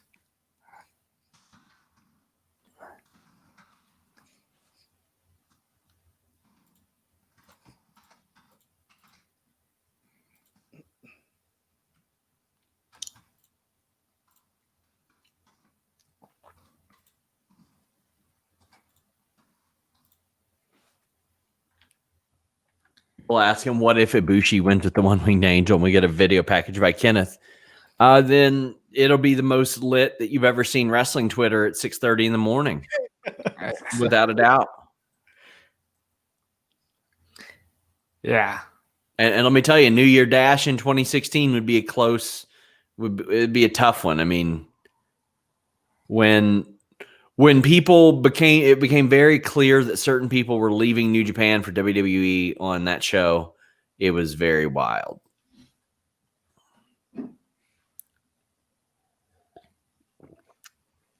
What are we gonna do? Bomaye. Yep.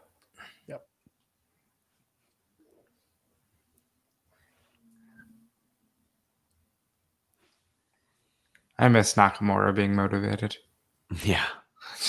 Listen, you need to leave him alone. He just wants to surf. Let the man collect his check and let him surf. That's what I'm told all the time. You think he's a lot happier now that they're running out of the Trop, which is like a 10-minute drive to every beach in Florida? Well, he was already there at that beach, so what's it matter to him, right? He lives on the beach. He doesn't own a home. He sleeps on a boogie board. I believe there's partial truth to that story.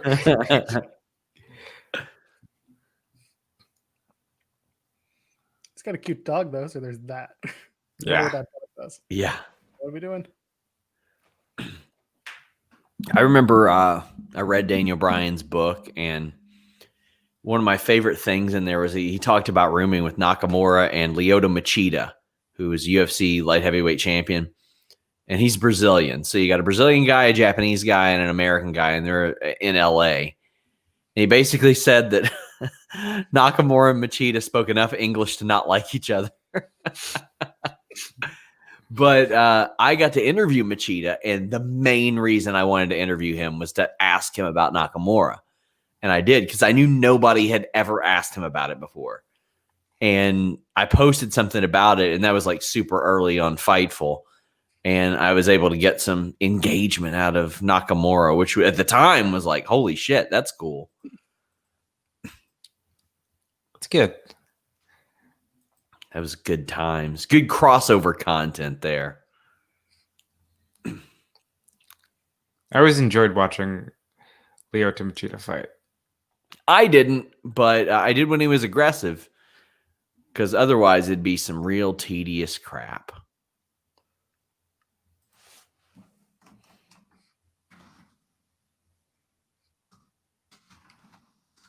Grab the scarf. Here it comes.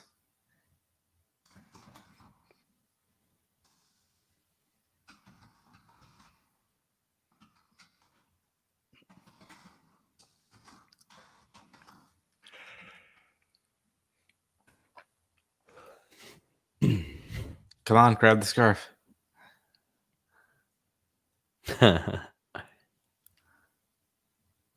Need a good old scarf plex. That's right. Oh, shit. Oh, no. No. Bye-bye. No. Don't do this. Right on the neck. Don't Come do on. this. Come on. Don't do it. Come on. Give the people what they want. Don't do it. What the hell? Oh my God. I'm so nervous right now. Even the English commentary just like, no, no, no. Oh my God. You just said, oh my God, at the same time as Kevin Kelly.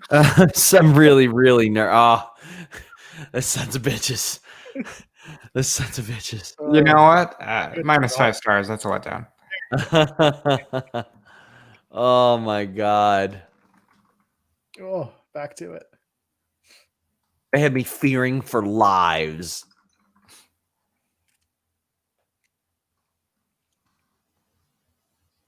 Oof. They were teasing like a top rope Taz superplex up there. Oh, and there was one way that was ending. On top of somebody's head. That's it. Somebody wants me to form a tag team there, the Dude Bros. See, when I think of bro, I think of old Russo there.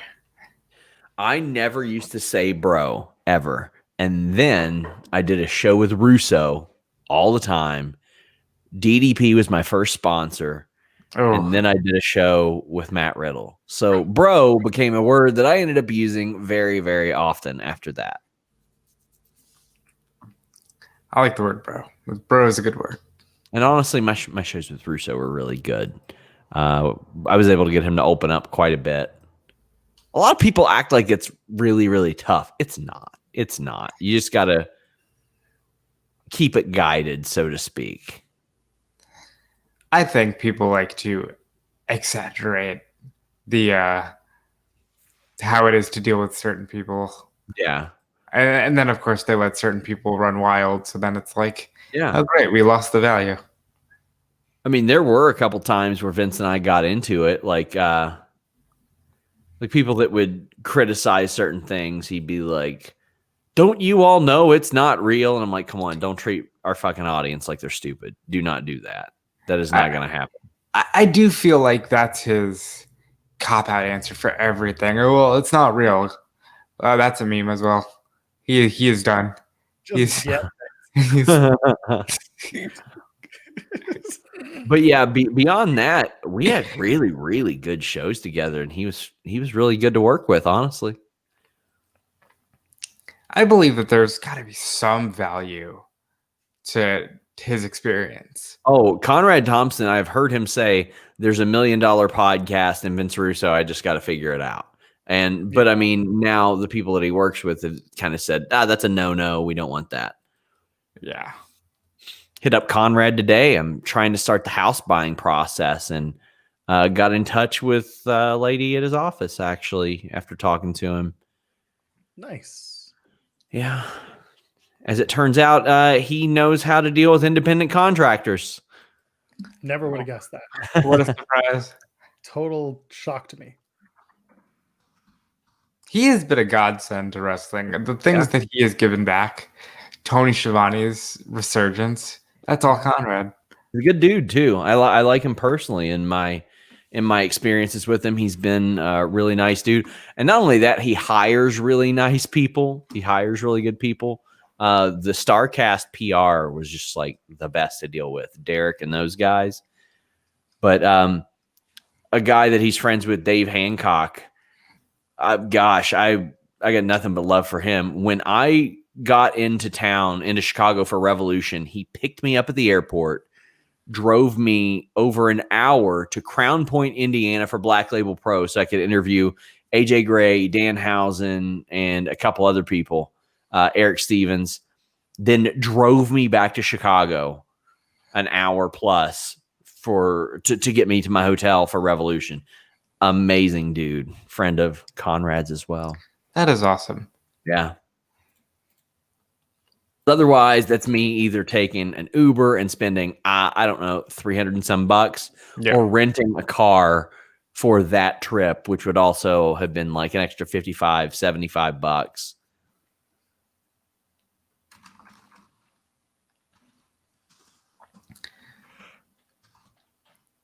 He's a good dude.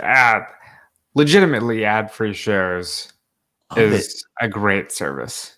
I've learned a lot about sort of saving money in the house buying process just by listening to Ask Conrad Anything.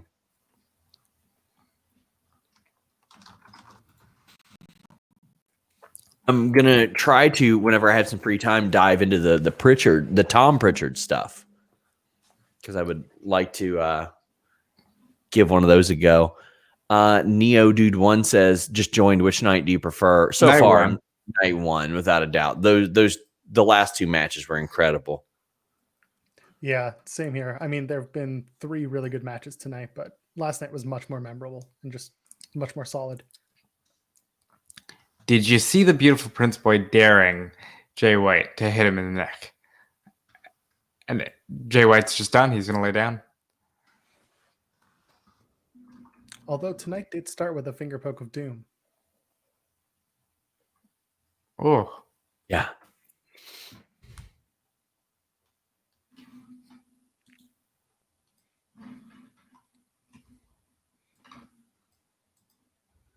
Red Shoe's just walking around the action. Oh, right in the penis. There it is. Always got to change the bit. Haven't done that one in a while.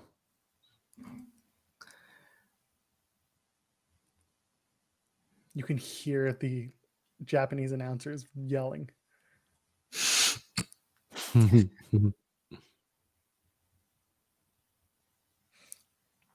Yeah, there you go. Right in the wick.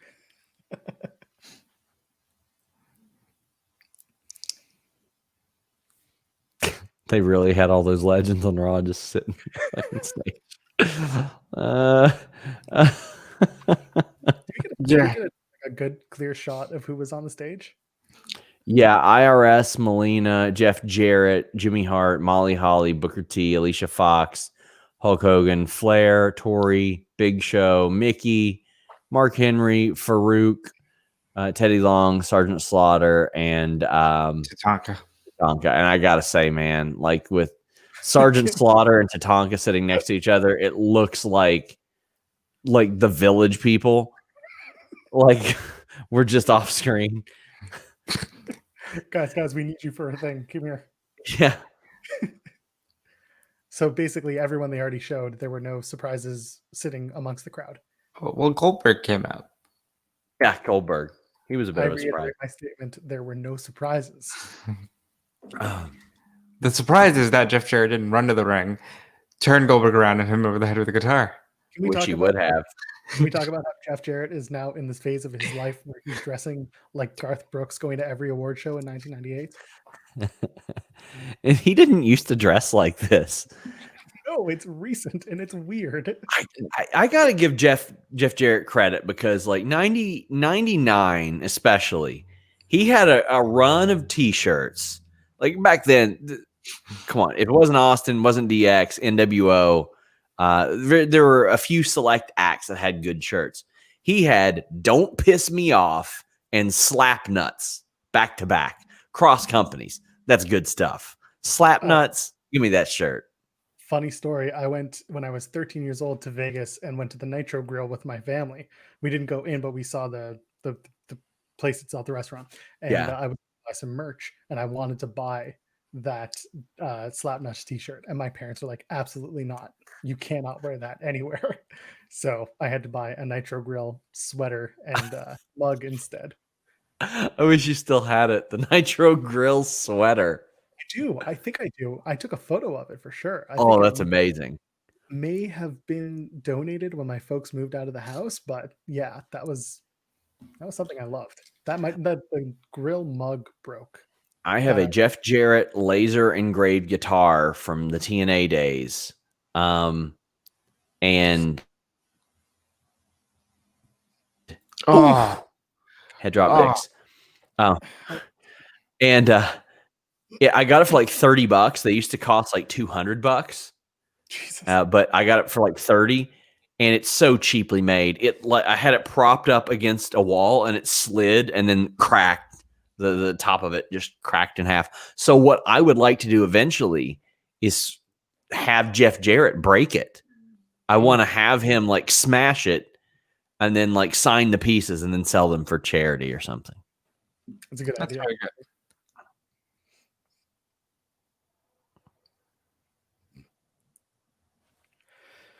Whew. As we're winding down in this match, I guess, don't forget that if you have Amazon Prime, you can connect your accounts to Twitch and you can get a free sub, which you can use on this channel. It goes to support us, have some fun. This is what we're Yeah. here for. Don't know how often we'll be doing wrestling watch alongs, but there's going to be a lot of cool stuff over here. I mean, hey, we gave you Tetris and Dr. Mario. What more do you want?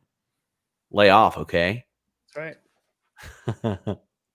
We might do there's that 24-hour show. We should watch a little bit of that. That'll help us stay awake. What, the GCW one? Yeah. That'd be interesting. There's a show on Amazon Prime that I wanted to maybe do a co-stream with, because if you have stuff on Prime, you can do free co-streaming and not get copyright struck. Is it Dojo Pro? No, it's not. It's a wrestling show. I forget what it's called, but it's called Underworld Wrestling, Ah. and I might do that. It's like 7 episodes, and they're an hour each. Now this is if they're on Prime. Yes, if they're on Amazon Prime, you can do a co-stream. Interesting. So is this for live content or just on demand stuff? It's on demand. Does Prime do live stuff? No. No, I didn't think. Okay, I was sorry. The- It's 6:30. You can't save the video afterwards. You have to just make it a one-time run. Sure. They have some interesting stuff. What are we doing? Oh, I'm gonna pause this because I'm a couple seconds ahead of you guys. But oh my god.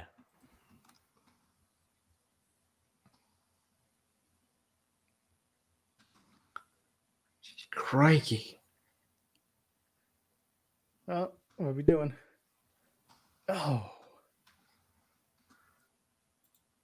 Oh, That was a great What a great near fall. near fall. That was, I got to give Red Shoes credit there. Like, that one was a great near fall. Credit where credit is due. He played that one amazingly.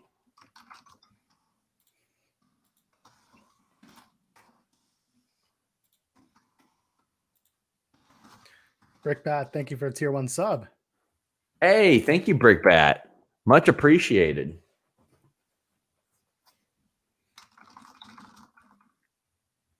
Oof.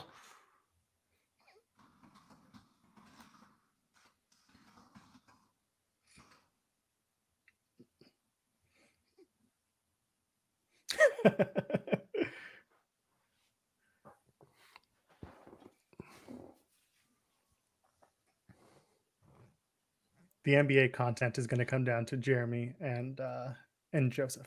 We'll leave it at that. Hmm. I'm pushing for Impact. You could do watch alongs of that, can't you? You can, yes, you can. Oh, nice.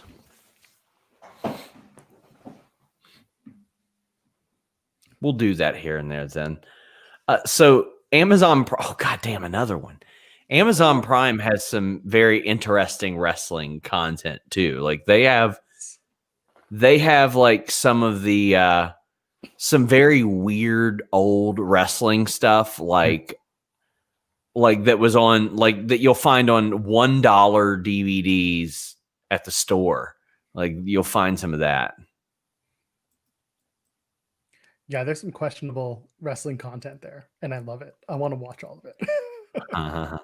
They got a lot of like the USWA stuff, the weird. Yes. I think it was a 3PW, ECW era or post ECW era stuff from those guys. Yeah. Then of course, like, Dark Side of the Ring, and there we go, Kamigoye.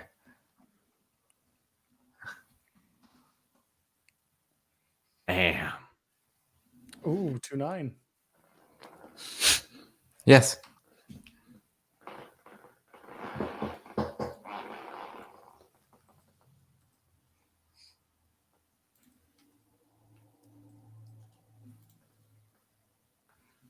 Oh.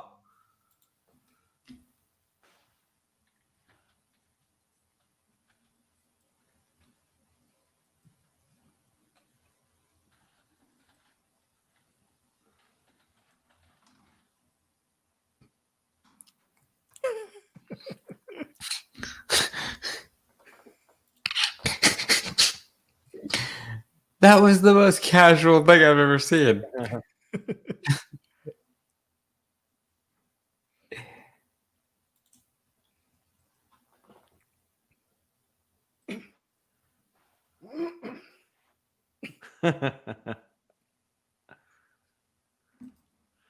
Beautiful. Kiddo is done.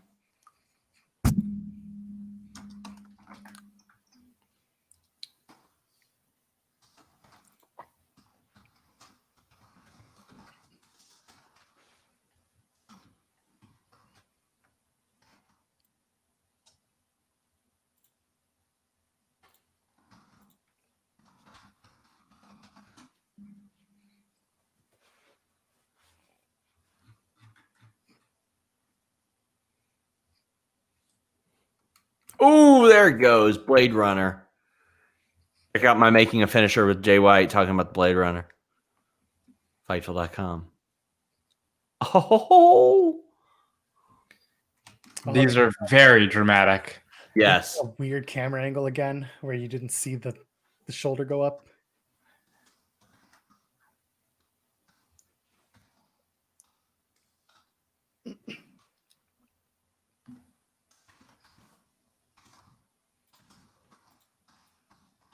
Wow, they're already past 40 minutes. This has been Wow. an easy 40 minutes. Yeah, it has been. Seriously, I thought it would have been done by now. There has not been a match where I'm like, oh, okay, time to wrap this one up so far. I mean, there's been matches I don't like, but none that I'm like, that went way too long. Yeah, I'm going to disagree with you. Sonata and Evil went way too long. Well, I mean, I was playing Tetris, so That's fair. if I would have paid any attention to that, I probably would have shared that sentiment. So the very fact that I was playing Tetris perhaps defeats the purpose of my original statement. I hope you put those in your notes. Match existed, played Tetris.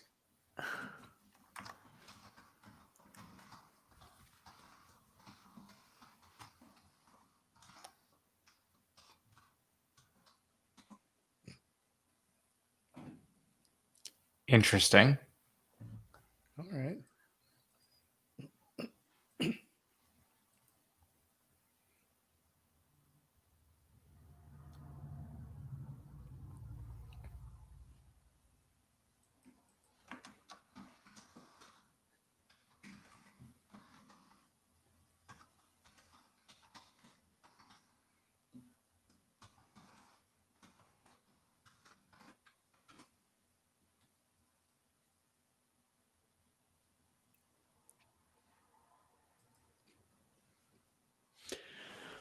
I'm starting to feel it. I am exhausted. We're almost there, I promise. I know. Whatever this finishes, and then whatever weird video comes after it. Don't promise things you can't deliver there, Joel. Hey, what Yeah. are they gonna do? Well, they'll start unsubscribing from the Twitch, and we can't have that. I mean, I'm not making promises. J.K. Schwal says, Evil Sonata 4 out of 10. My Tetris game 87.5 out of 10. It was a good run. I'm proud of it. Made some mistakes. We'll recollect. We'll come back. Somebody says, I called SRS falling asleep on a stream yesterday. I will never fall asleep on a stream ever. Ever. Safe to say that we've helped, though. Yeah, oh, of course.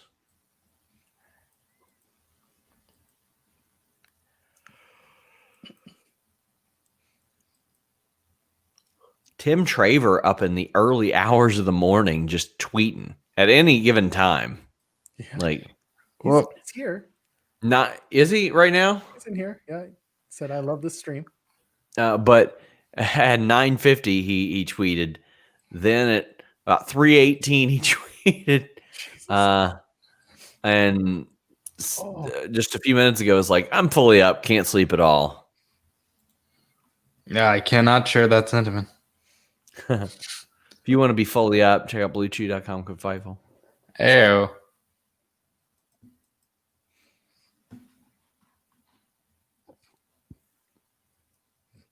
Ooh. Did you see the V trigger? Yeah.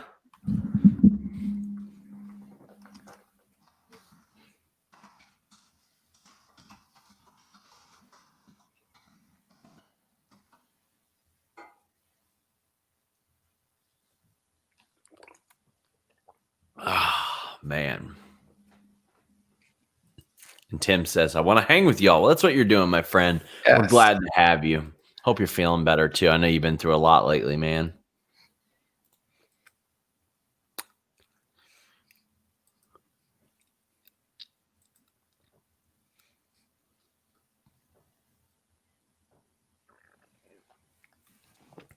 By the way, guys, still got that big wick energy. I mean, firing this thing up and it lasting through 2 streams collectively, 8+ hours. It's pretty impressive. You're gonna have to hit up the candle maker. Give him some props. It's Walmart. Never mind, don't do it. Yeah, it's I don't know. Is Better Home and Gardens Walmart? I feel like it is, but I don't think so. Whoa. Isn't Great Value Walmart? Yeah, that's it. yeah, but I don't think they do great value for their candles. They do a lot of shit. I mean, they can literally name their candles whatever they want. V trigger. Kamagoye from behind.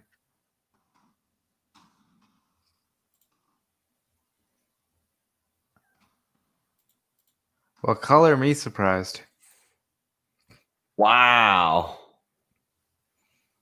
Very good. Like I said, it doesn't make sense yet. Well, last year we got Kenta. So what do we got this year? It'll either be tonight or it'll be tomorrow night with Dash if they want to make it a big show. Yeah. I'm hoping it'll be tonight. Joel Pearl. I don't want to. Ibushi retains. Holy crap! Didn't see it coming. Very good. Good call, Joel. 48 minutes and 5 seconds. Almost an hour. Good for Jay White. Last night I was with you guys. I was definitely ready for Jay White to get the victory. Yeah. The more I thought about it, I was like, that doesn't make sense. It's not the Gato way. You're right. It isn't. Not the way anymore. And whatever His way works. last year, I mean, that's good enough. the reality. Yeah. That baby's going to come down and do a running. I hope. I support it. Yes, that baby was the star of the weekend. Baby Choshu. Oh, Yes. poor Jay. Oh, good old J Milk mustache. Oh. Part of me just wants to end the stream and go to bed right now, but I'm like, oh, is there gonna be a video? We have to respect the process. I just keep watching a repeating GIF of Dick to Go jumping through that table. That was awful. That was.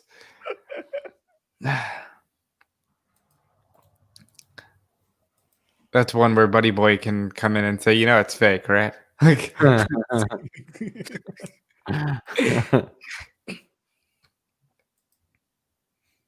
I like that he's clutching onto the belt, like if he's won anything. Are they gonna make me wrestle tomorrow too? One of those.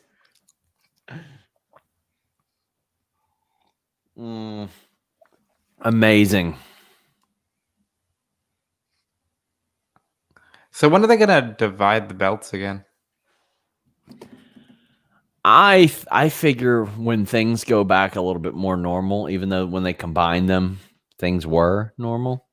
I think it worked right now, but eventually it's not gonna.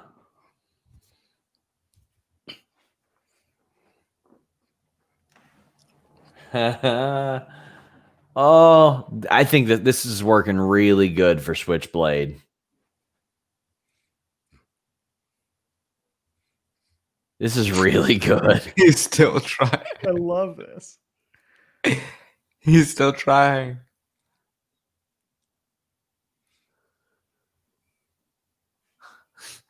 He's still pulling Ibushi's hair. I love it. You see this so much in MMA where somebody gets knocked out and they start wrestling the referee. Ibushi slapping his hand away. Oh, this is amazing. Oh, gosh. I think that's the one to beat this year so far. Yeah.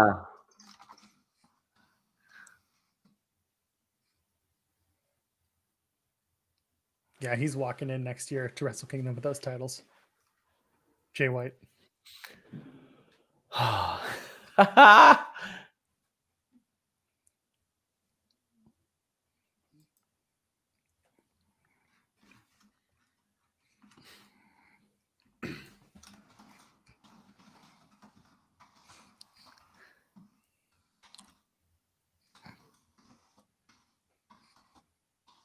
Awesome. That was really good, man. And Ibushi, great performance. I loved the post match, especially because like Jay White would not stop, and even Ibushi didn't really want to stop. Ibushi's like, nah, man, we can keep doing this. Amazing. I wouldn't say it made up for the 3 meh matches, but yeah, these final 2 were definitely very good, and Takagi and Cobb. Yeah, I think either of the last 2 from last night were better than either of the last 2 from tonight. But well, and I thought Takagi versus Cobb was my favorite match tonight too. That was insane.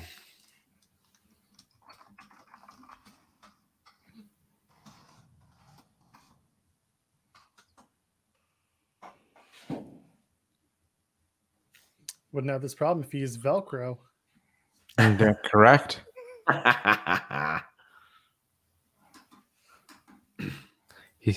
He's about to Michaels him and just go, get out of here. That's coming to Yeah.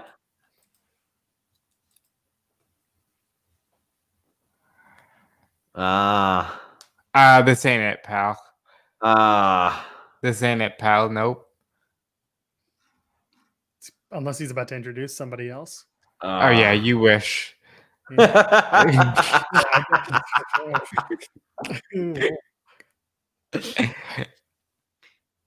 Yeah. Not we just won. He's gonna bring out some other guy. I do wish. No. Just so fast here. Oh. What'd you do if he said, I beat the better man tonight, so I want evil? That's all I want. Oh. Oh my god. He wants Great Oak Con. I'd even take Tana. You know, like I'm not feeling Sonata after tonight.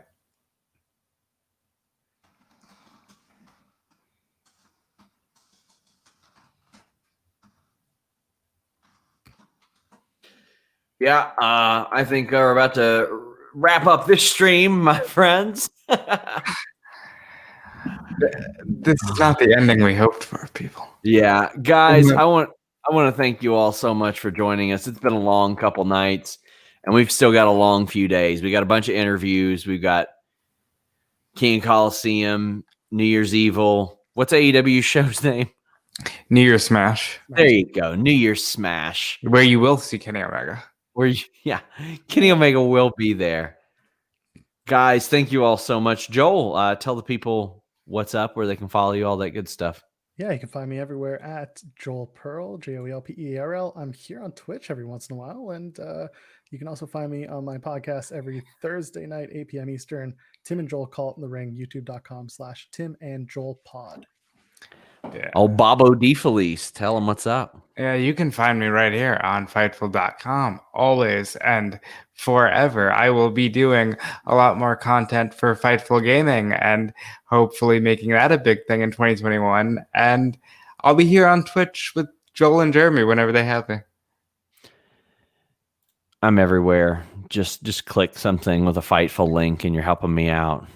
Yeah. But, here's how we'll end tonight. We're out.